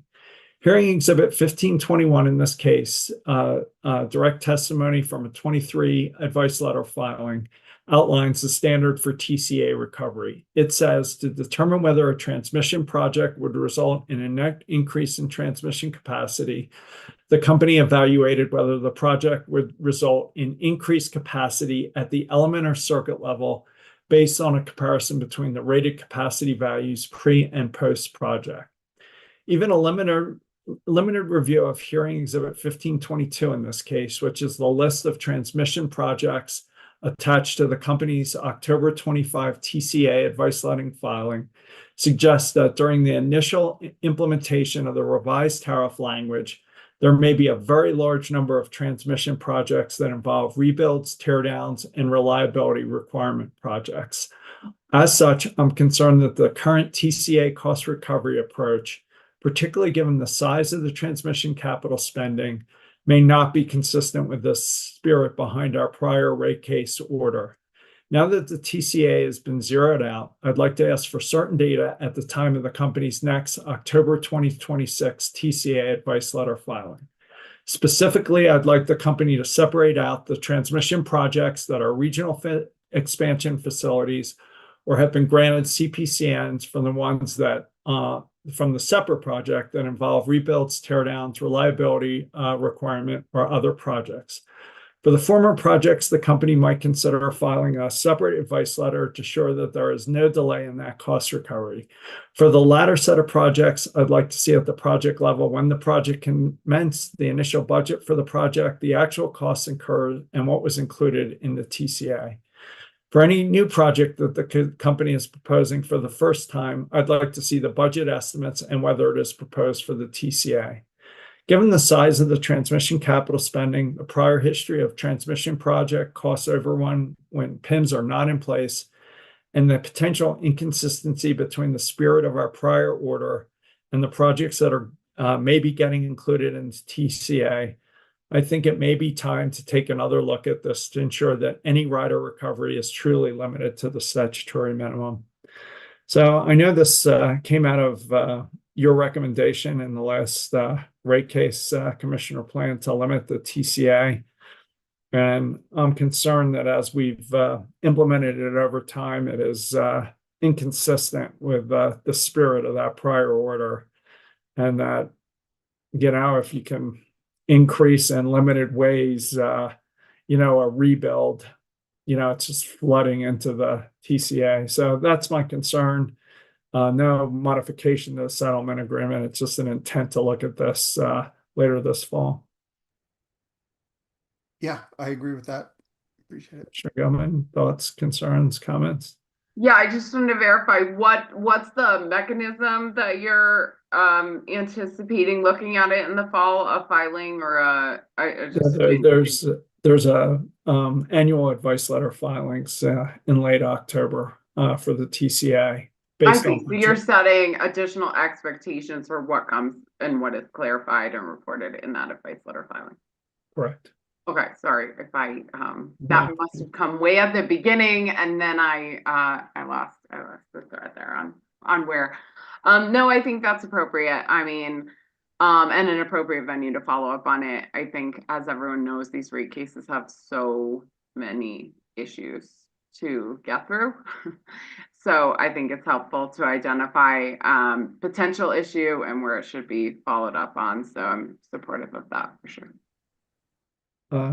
Ms. Friedman, Craig 1 and Pueblo 2. Right. So for Craig 1 and Pueblo 2, the settlement allows fuel costs to flow through the ECA with costs removed from base rates. Non-fuel incremental costs will be recovered through the PCCA and reviewed in the 2027 PCCA prudence review.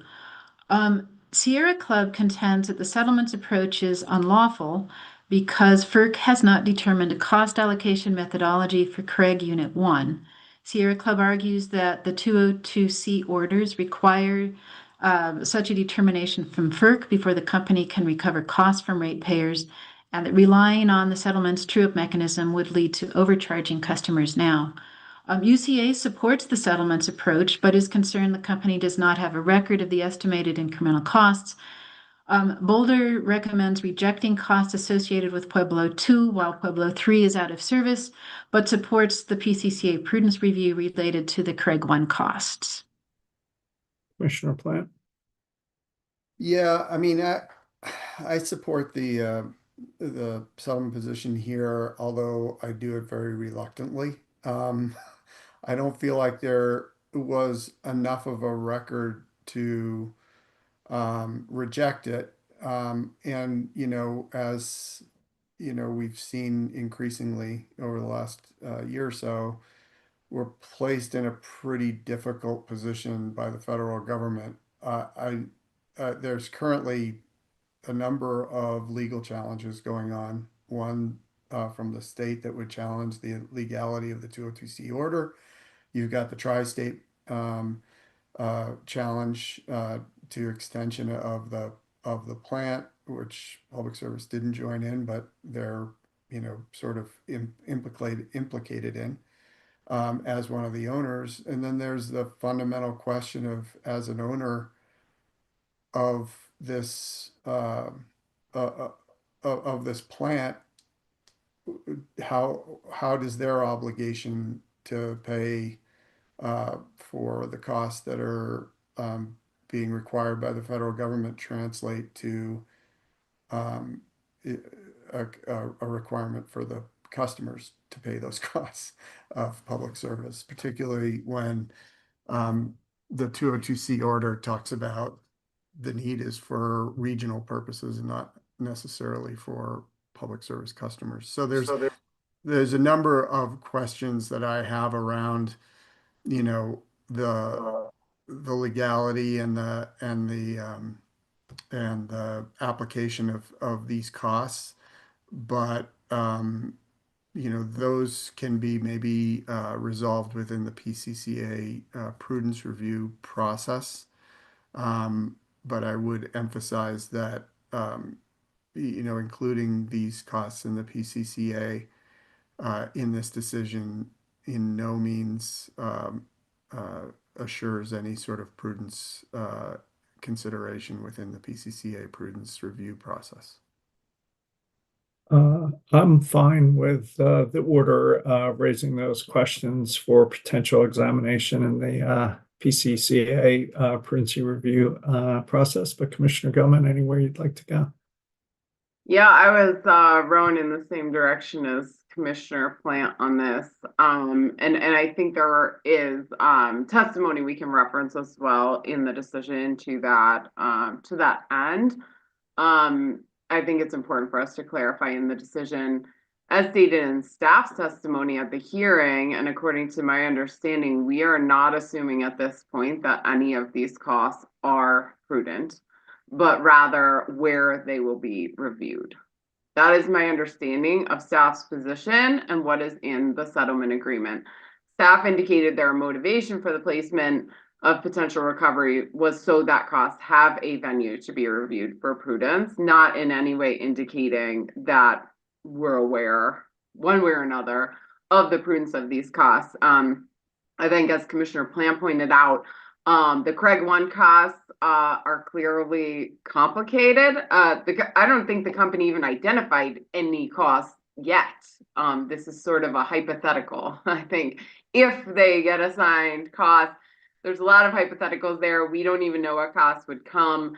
And clearly this is a messy situation with a plant being dictated to be available by the federal government, perhaps on a few occasions being dictated to run by a third-party organization that public service not even really a member of in terms of the RTO.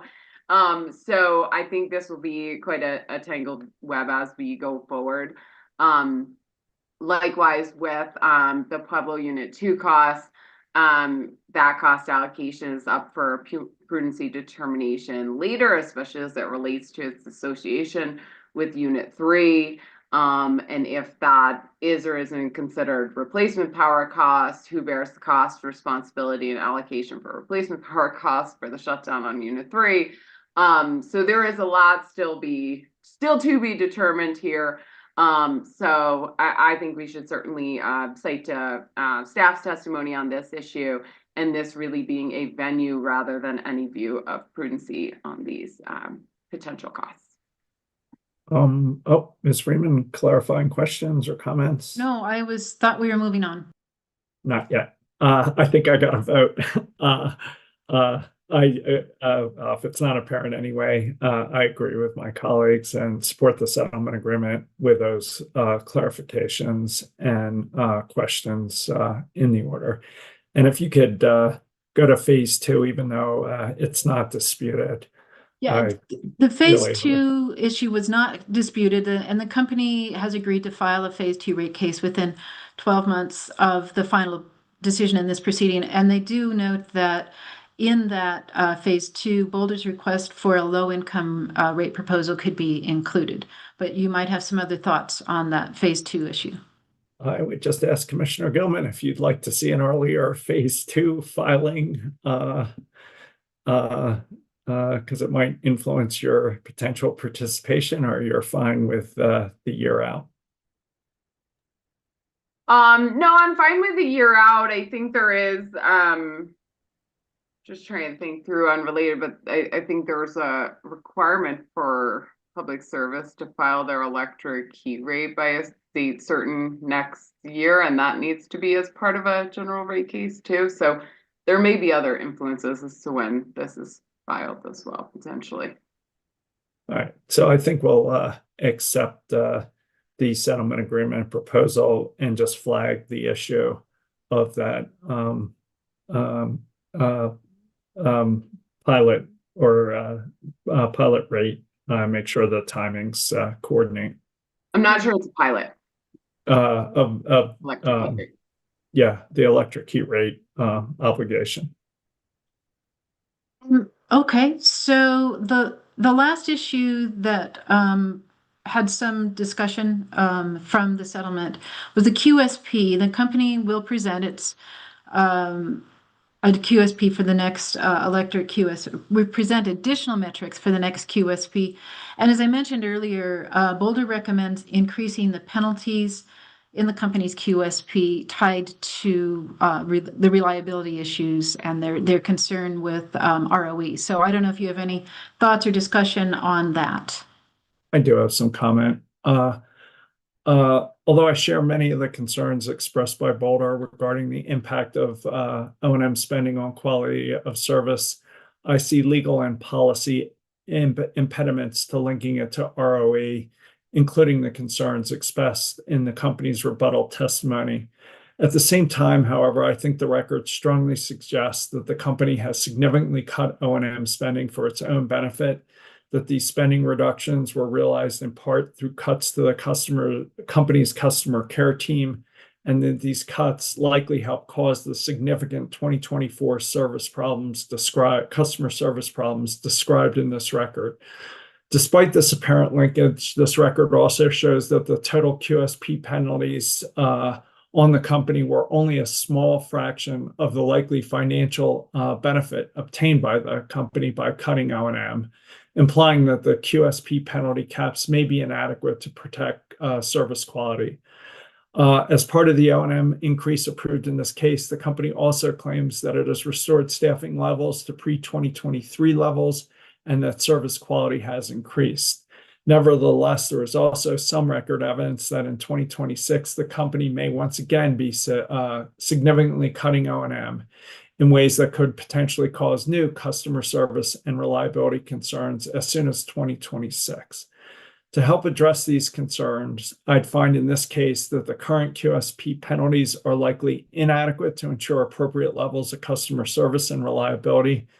As such, I'd also put the company on notice that the individual QSP penalty caps for 2026 performance will not necessarily apply if the company once again fails to meet basic quality of service metrics and expectations. So that's my proposal about how to deal with this collection of issues. I can't see linking it to ROE returns, but would like to find that the penalty caps are likely inadequate, and that the companies all notice that they may not hold if there's significant problems like there was before. So, Commissioner Plant, anywhere you'd like to go? No, I'd support that language. Commissioner Goen? Ms. Friedman, do you know, I'm looking in the settlement now and it just says the next QSP. When is the next electric QSP? I do not know. Okay. I could maybe call on a friend. One of my fellow advisors might have an answer to that. I think it's later this year. It seemed like, I think it is coming this year. I'll filibuster for a minute, and if you get that answer, let me know. Yeah, I generally agree with you, Chairman, kind of in relation to my initial remarks at our deliberation. I think we are really needing a more comprehensive performance framework here for the company to ensure that we are emphasizing performance across a number of different metrics and areas. I think to prevent frankly, like a real social license to operate problem brewing, where if customers get worse customer service, worse reliability, and keep seeing their rates go up, we have a real problem with the service that's being provided to customers. And so I think something we've recognized previously and kind of continue to discuss, we really need a stronger framework to be able to take performance into consideration. This was clearly discussed in the DSP. It's been discussed here. And we haven't gotten to a resolution that gets directly to this issue in a meaningful way. It seems to me the settlement agreement is sort of punting this to the QSP. Right or wrong, that's what I'm interpreting here. So clearly one of the implications of that, as you mentioned, is the penalties in the QSP are really nowhere near the scale of probably driving real behavioral change here. It's also just not been the venue for that large of kind of policy initiatives and performance expectations. So that would be a bit of a sea change. But I think my understanding from the settlement and where we are and the concerns the commission's been expressing, I think for several years, is that QSP is the place we're going to look at this. And so I tend to agree with your general sense that we need to look at the penalties there to ensure they're really of an adequate scale to address these issues. And I think the breadth of issues dealt with there may also necessarily increase just to ensure we're setting the right expectation for what this filing will be. It seems as though we're placing a lot of stock in that as the area that a lot of these big issues end up getting kicked to, which we can do that, but I don't want to end up there with a record that also doesn't kind of go anywhere to some of these main performance issues. So I think just setting that expectation here is helpful, and I think that's aligned with a lot of your comments. Yeah, I think the goal is to set the order of magnitude of the dollars that are necessary to influence behavior in this case, and also to the extent we can put the company on notice that in the interim, until that QSP docket can get resolved and implemented, the prior limited penalty caps may not hold. So those are the two things I'm hoping to do in this case.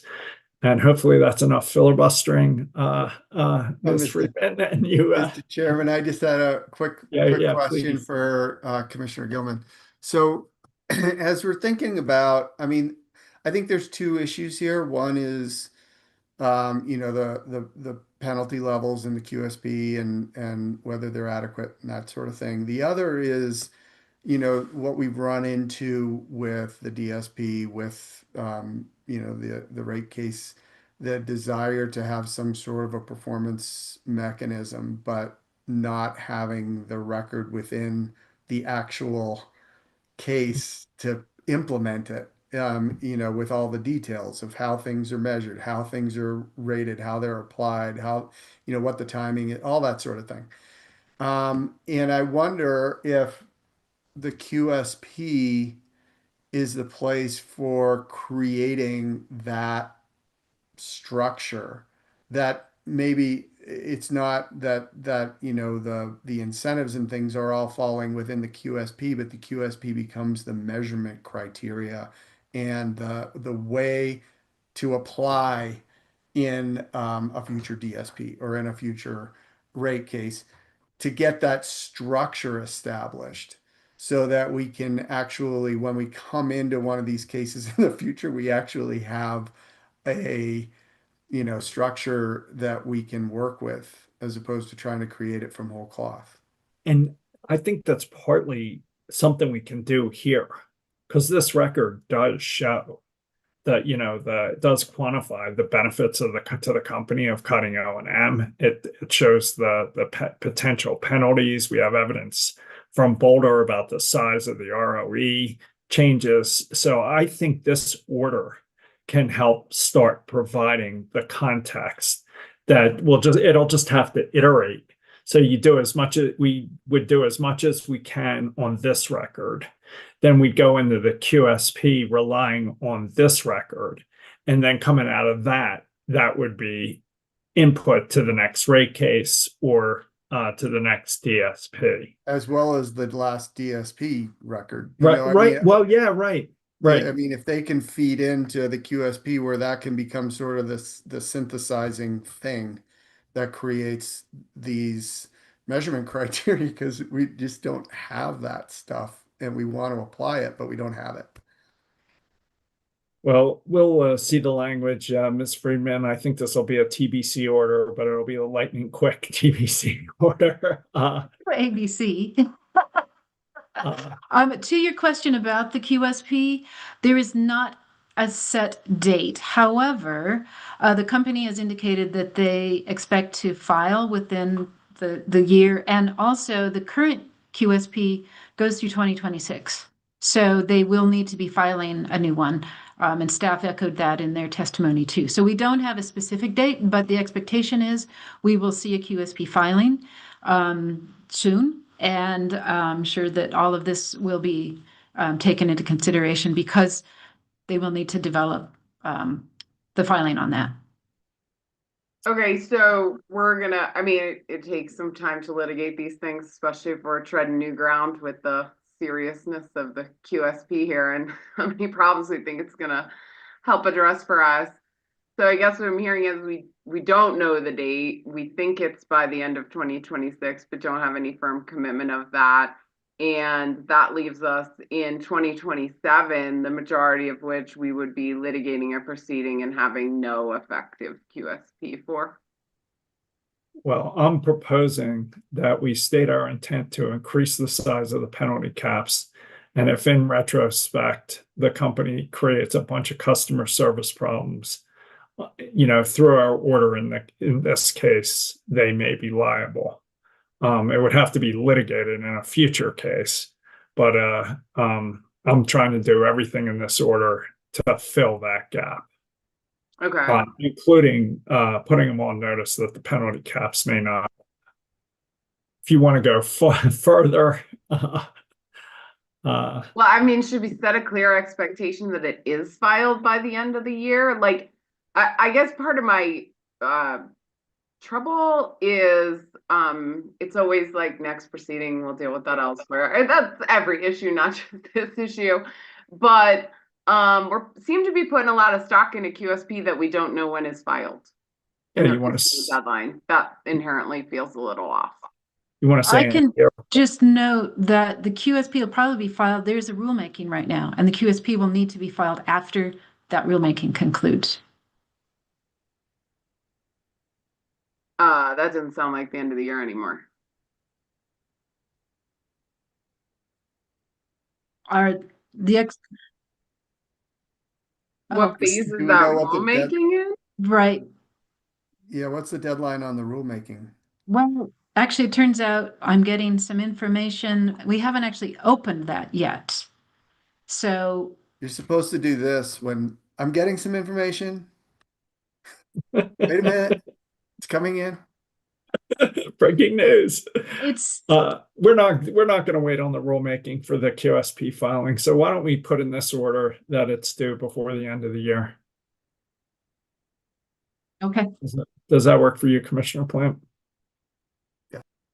Commissioner Gilman? It sets a more clear expectation of the timeline than I previously had, so that's appreciated. Ms. Friedman, I think we're down to a few final issues. Okay. Actually, we do need to go back to rate-based valuation, the methodology.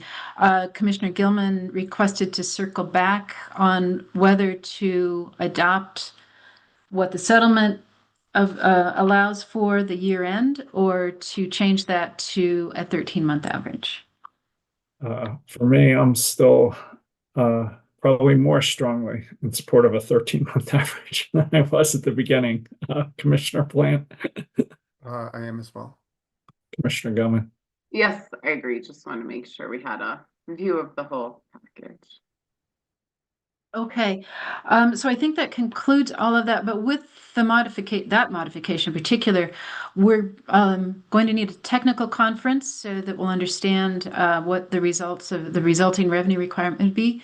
So advisors recommend that the commission set a technical conference for Monday, August 17th at 2 p.m. And if Chairman Blank would preside over that. Then we also recommend directing the company to file a revenue requirement based on the discussions today by the close of business on Thursday, the 13th of August. That works for me, Commissioner Plant. Sorry, I was just looking at the calendar. Yes, that works. Commissioner Gilman? Yeah, that works for me, and I'm not sure how that works with the change in to the 13-month from the year end, but I will just note that the revenue requirement calculations were redone during the hearing to account for an error of classification in the spreadsheet that did result in a material difference in rates. And so just wanted to remind the company that that update or whatever happened should happen again in this change in methodology, so we don't take one step forward, two steps back here. Just want to ensure that any corrections made during the hearing can carry through to the version they do for the technical conference. Okay, we only have a couple more issues. There were several issues raised by EOC and Boulder that for the commission to discuss. EOC requests the commission direct the company make GIS compatible service territory boundary files available at the beginning of the next rate case. Advisors recommend the commission grant this request. I agree, Commissioner Plant. I agree. I also agree. Then Boulder requests the commission require the company to track capital and O&M expenses on feeders, circuits, and substations affected by wildfire safety operations based on the assumption that the PSPS events increase equipment stress and will accelerate failures. In rebuttal testimony, the company responds that there's no evidence that PSPS and EPSS accelerate equipment stress, and the company argues that the requested reporting would only serve to increase customer cost to disprove an unsupported negative. So advisors say, given that there's no evidentiary record to support the need for this reporting, we recommend denying Boulder's request. Commissioner Plant? Yeah, I mean, I think that fundamentally what Boulder's trying to get at here is probably a uh, an accounting of how much of the infrastructure is down due to the PSPS to be able to attribute some sort of cost that the ratepayers are paying that they're not receiving a service for. And this is kind of similar to what I was trying to bring up with respect to to Pueblo 3. You continue to pay for this asset even when it's not up, it's not operating, it's not doing anything. And we know that there are substantial costs that are being incurred by customers when there are extended PSPS outages. And I think that this reporting is an effort to try and quantify, how much of that cost is being paid by the ratepayers when they're not getting a return in it, with the hopes that that can become a basis in the future for some sort of a recovery fund, so that there is some sort of compensation for people and businesses that are impacted dramatically by these extended PSPSs. And we don't have any. I mean, I know that we're in a PSPS sort of rulemaking, and there's a lot of things that are sort of ongoing in terms of you know issues here. But I think that this is a significant issue for which we could use some additional information. And so I would support the reporting on the part of the company to try and feed into this information. Uh, what was the company's response to this request? The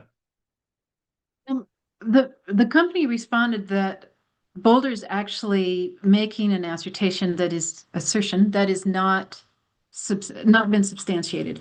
Boulder states that the constant on and off with not constant, but the energizing and de-energizing is stressing this equipment and therefore shortening the lives. So they want an accounting, a recording of the O&M and the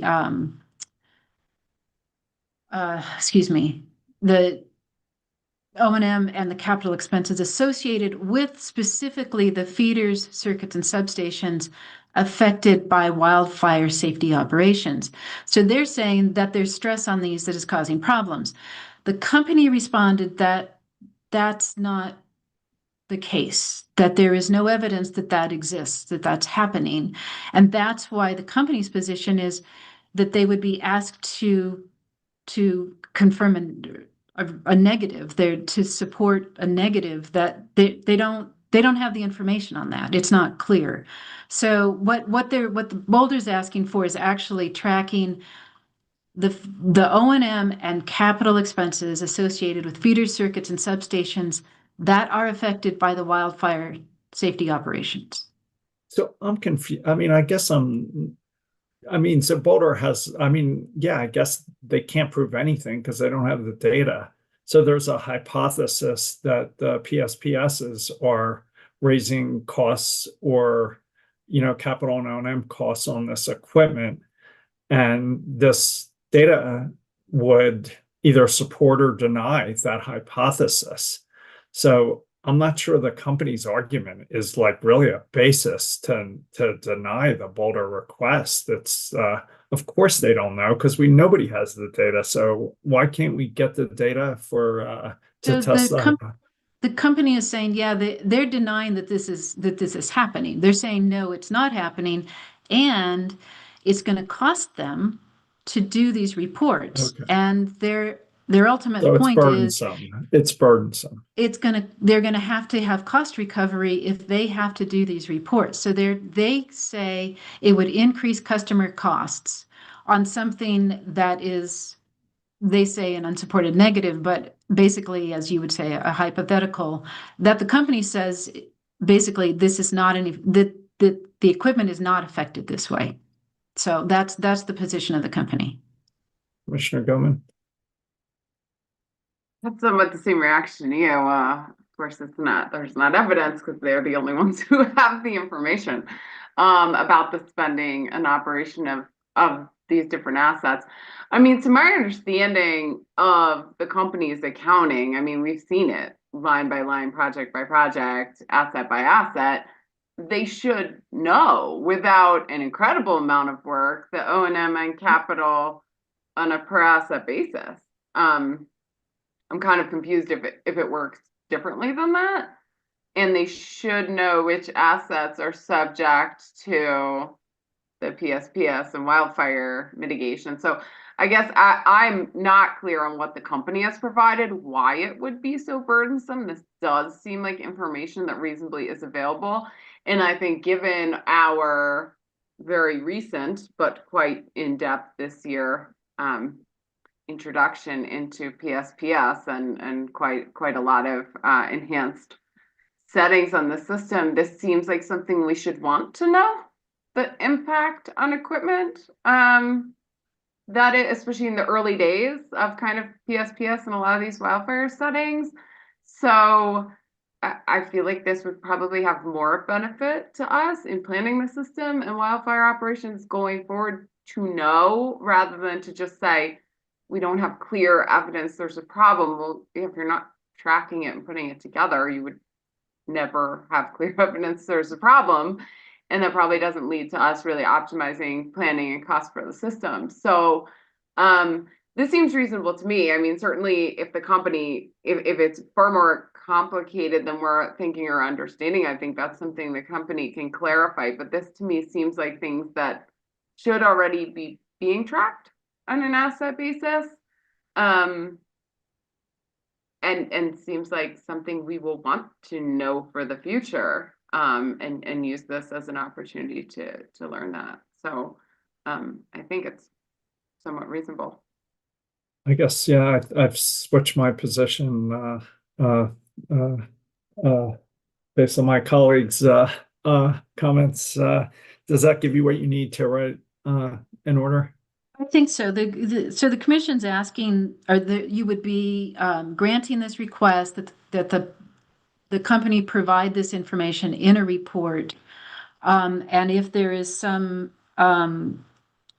complication that would make it very difficult for them to do, they should clarify that, but they would be expected to provide this report. I only ask now, Boulder doesn't provide a timeline. And so I don't know when this report would be provided or in which proceeding it would be provided. I mean, you want to say in this I guess the wildfire mitigation proceeding is still open. So you want to say in that proceeding at the end of 2027. And to the extent the company or the parties want to suggest something different, they can do that on RRR. Commissioner Goman. Yeah, I think that works. Commissioner Plant. Yes.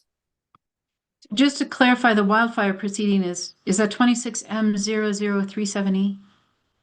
Oh, I thought it was like an application. I was thinking of the one where they got all their the funding. The application. Okay. Yeah, and if there's a better one, I'm fine with advisors fixing it as we draft the decision. Okay. All right. So the last issue I have for you, we've got a couple more. Boulder recommends the establishment of a business recovery fund for business affected by public safety power shutoffs associated with wildfire safety operations.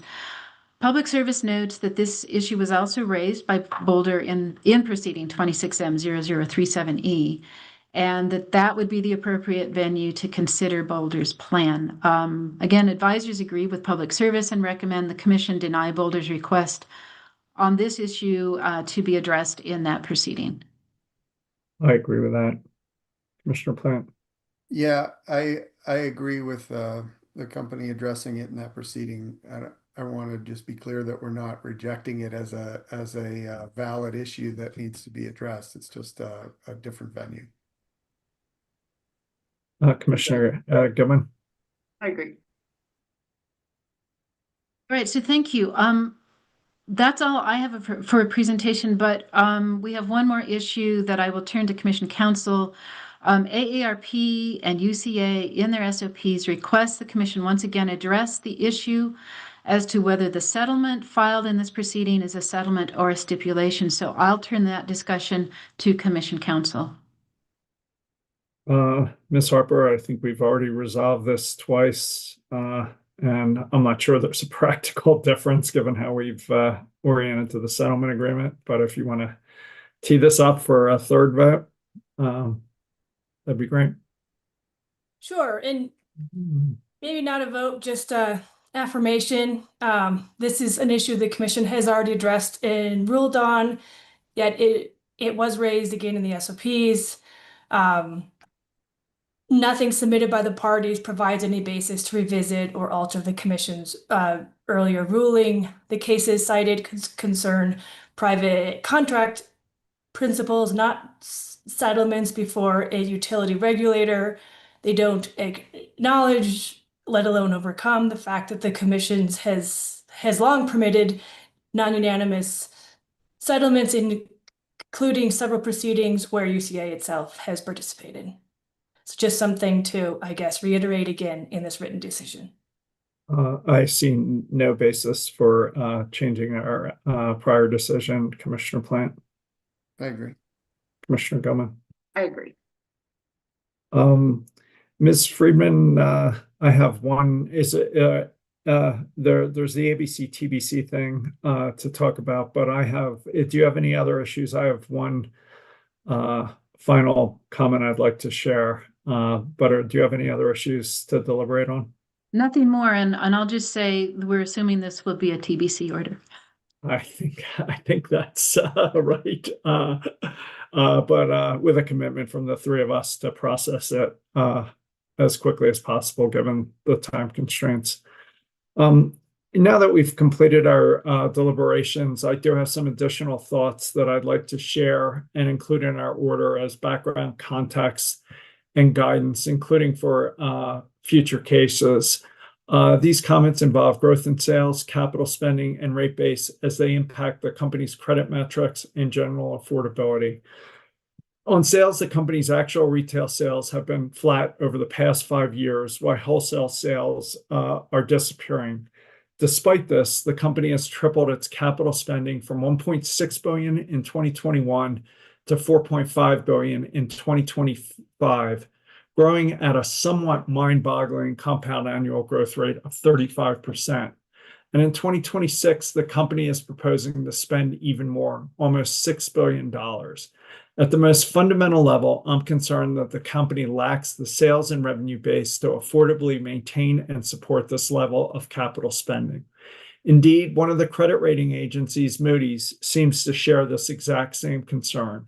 In a November 6, 2025 credit action report, hearing Exhibit 103 TAW6C in this case, Moody's shifted its outlook on the company's credit ratings from stable to negative, expressing concern about Excel's decision to, and I'm quoting, upsize the organization's already elevated capital investment program, particularly at public service. To support its concern, Moody's points out that Public Service's updated capital plan projects that the utility's 2026 capital expenditures will be nearly $800 million higher than previously disclosed, reaching about $6 billion. Again, that's a quote. And I believe that was also news to us. Moody's credit action report makes it clear that a stabilization of the credit metric outlook of public service is possible if there is a moderation of the organization's capital expenditure programs. As an explanation of the cause behind this, upsizing the company's already elevated capital spending, I share the concerns of several parties in this case about capital bias, as also echoed in our prior distribution system plan and gas infrastructure planning orders. The concern is that the company seeks ways to increase capital spending and earnings over the other spending which doesn't grow earnings. I'd like to restate this concern in this order to put the company on notice that we will continue to closely scrutinize capital spending requests in future planning and cost recovery cases. Even with the changes to the settlement agreement, the record shows that total revenue requirement and rates will have grown at a compound annual growth rate of 7 to 8%, from the end of the last rate case in 2022 through 2025, seemingly driven primarily by the growth in capital spending. This is more than double the 3.3% growth in inflation from 22 to 25. So again, rates have grown 2 to 3 times faster than inflation from 2022 to 2025. This record also indicates that the company's proposed 26 to 30 levels of capital spending as a ratio of 2024 plant in service may be at the top end of a range benchmarked against other utilities in its peer group. If this capital spending is not significantly moderated, as Moody's recommends, and capital spending increases consistent with the company's apparent commitment to the financial community to grow rate base by 7% per year from 2026 to 2030, the record suggests that 2030 average residential rates may be over 25 cents a kilowatt hour, or more than double 2020 levels. Even the company's base case forecast, that to me may unrealistically assume capital spending declines, projects average residential rates in 2030 of almost 22 cents a kilowatt hour. I understand that our decision today may put additional pressure on the company's credit metrics, and I just say the same thing that Moody's did. The company may need to stop upsizing its already elevated capital expenditures and moderating the capital spending going forward. In addition, the company can help manage its credit metrics by more tightly focusing its capital spending on investments that transparently and quantifiably lower cost or increase revenues for direct customer economic benefit. And to the extent that more ordinary course investments are required that do not economically directly benefit customers, but still may have important societal goals, such as T&D replacement, the company can perhaps slow down the speed of this capital spending or securitize it like it did with wildfire mitigation. At the most fundamental level, I'm concerned that maintaining current levels of capital spending may quickly make energy rates unaffordable for many Colorado customers. So I'd like to include that language as context and guidance for future cases in this order. And Commissioner Plant, do you have any comments, guidance, modifications, anywhere you'd like to go? No, I mean, I'll take a look at the language when TBC, see it, yeah. but yeah, appreciate that. Commissioner Gilman, comments, thoughts, any final thoughts?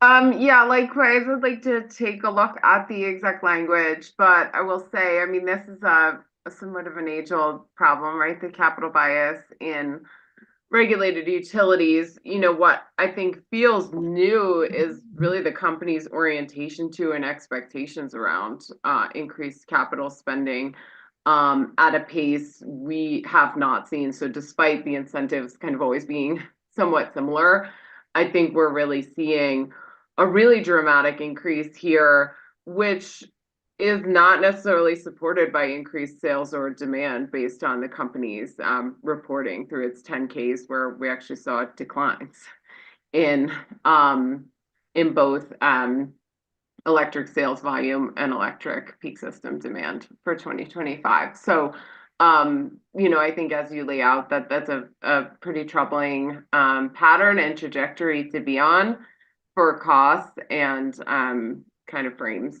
the issue that, you know, the issue and incentives are not new, but I think the aggressiveness of the spending does feel very notable as of the recent past and in what they're projecting for the near term.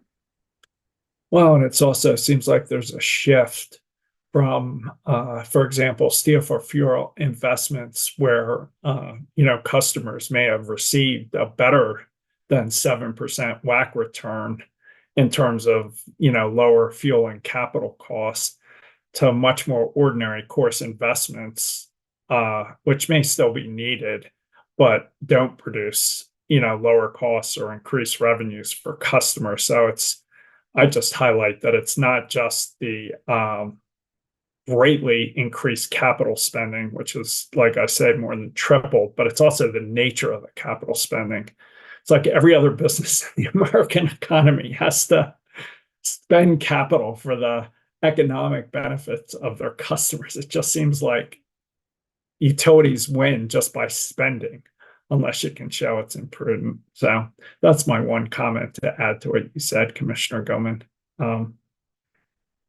Any final thoughts before we adjourn for the day on the rate case, Commissioner Plant? Nope. Commissioner Goman? Nothing additional. Thanks to Ms. Friedman, Ms. Harper, and their teams. Yeah, I really appreciate you, Ms. Friedman, trying to lead this discussion in a uncertain and complicated way, and Ms. Harper too. So thank you both. Ms. Friedman, anything you need from us? No more, thank you. Thanks all. See you next time.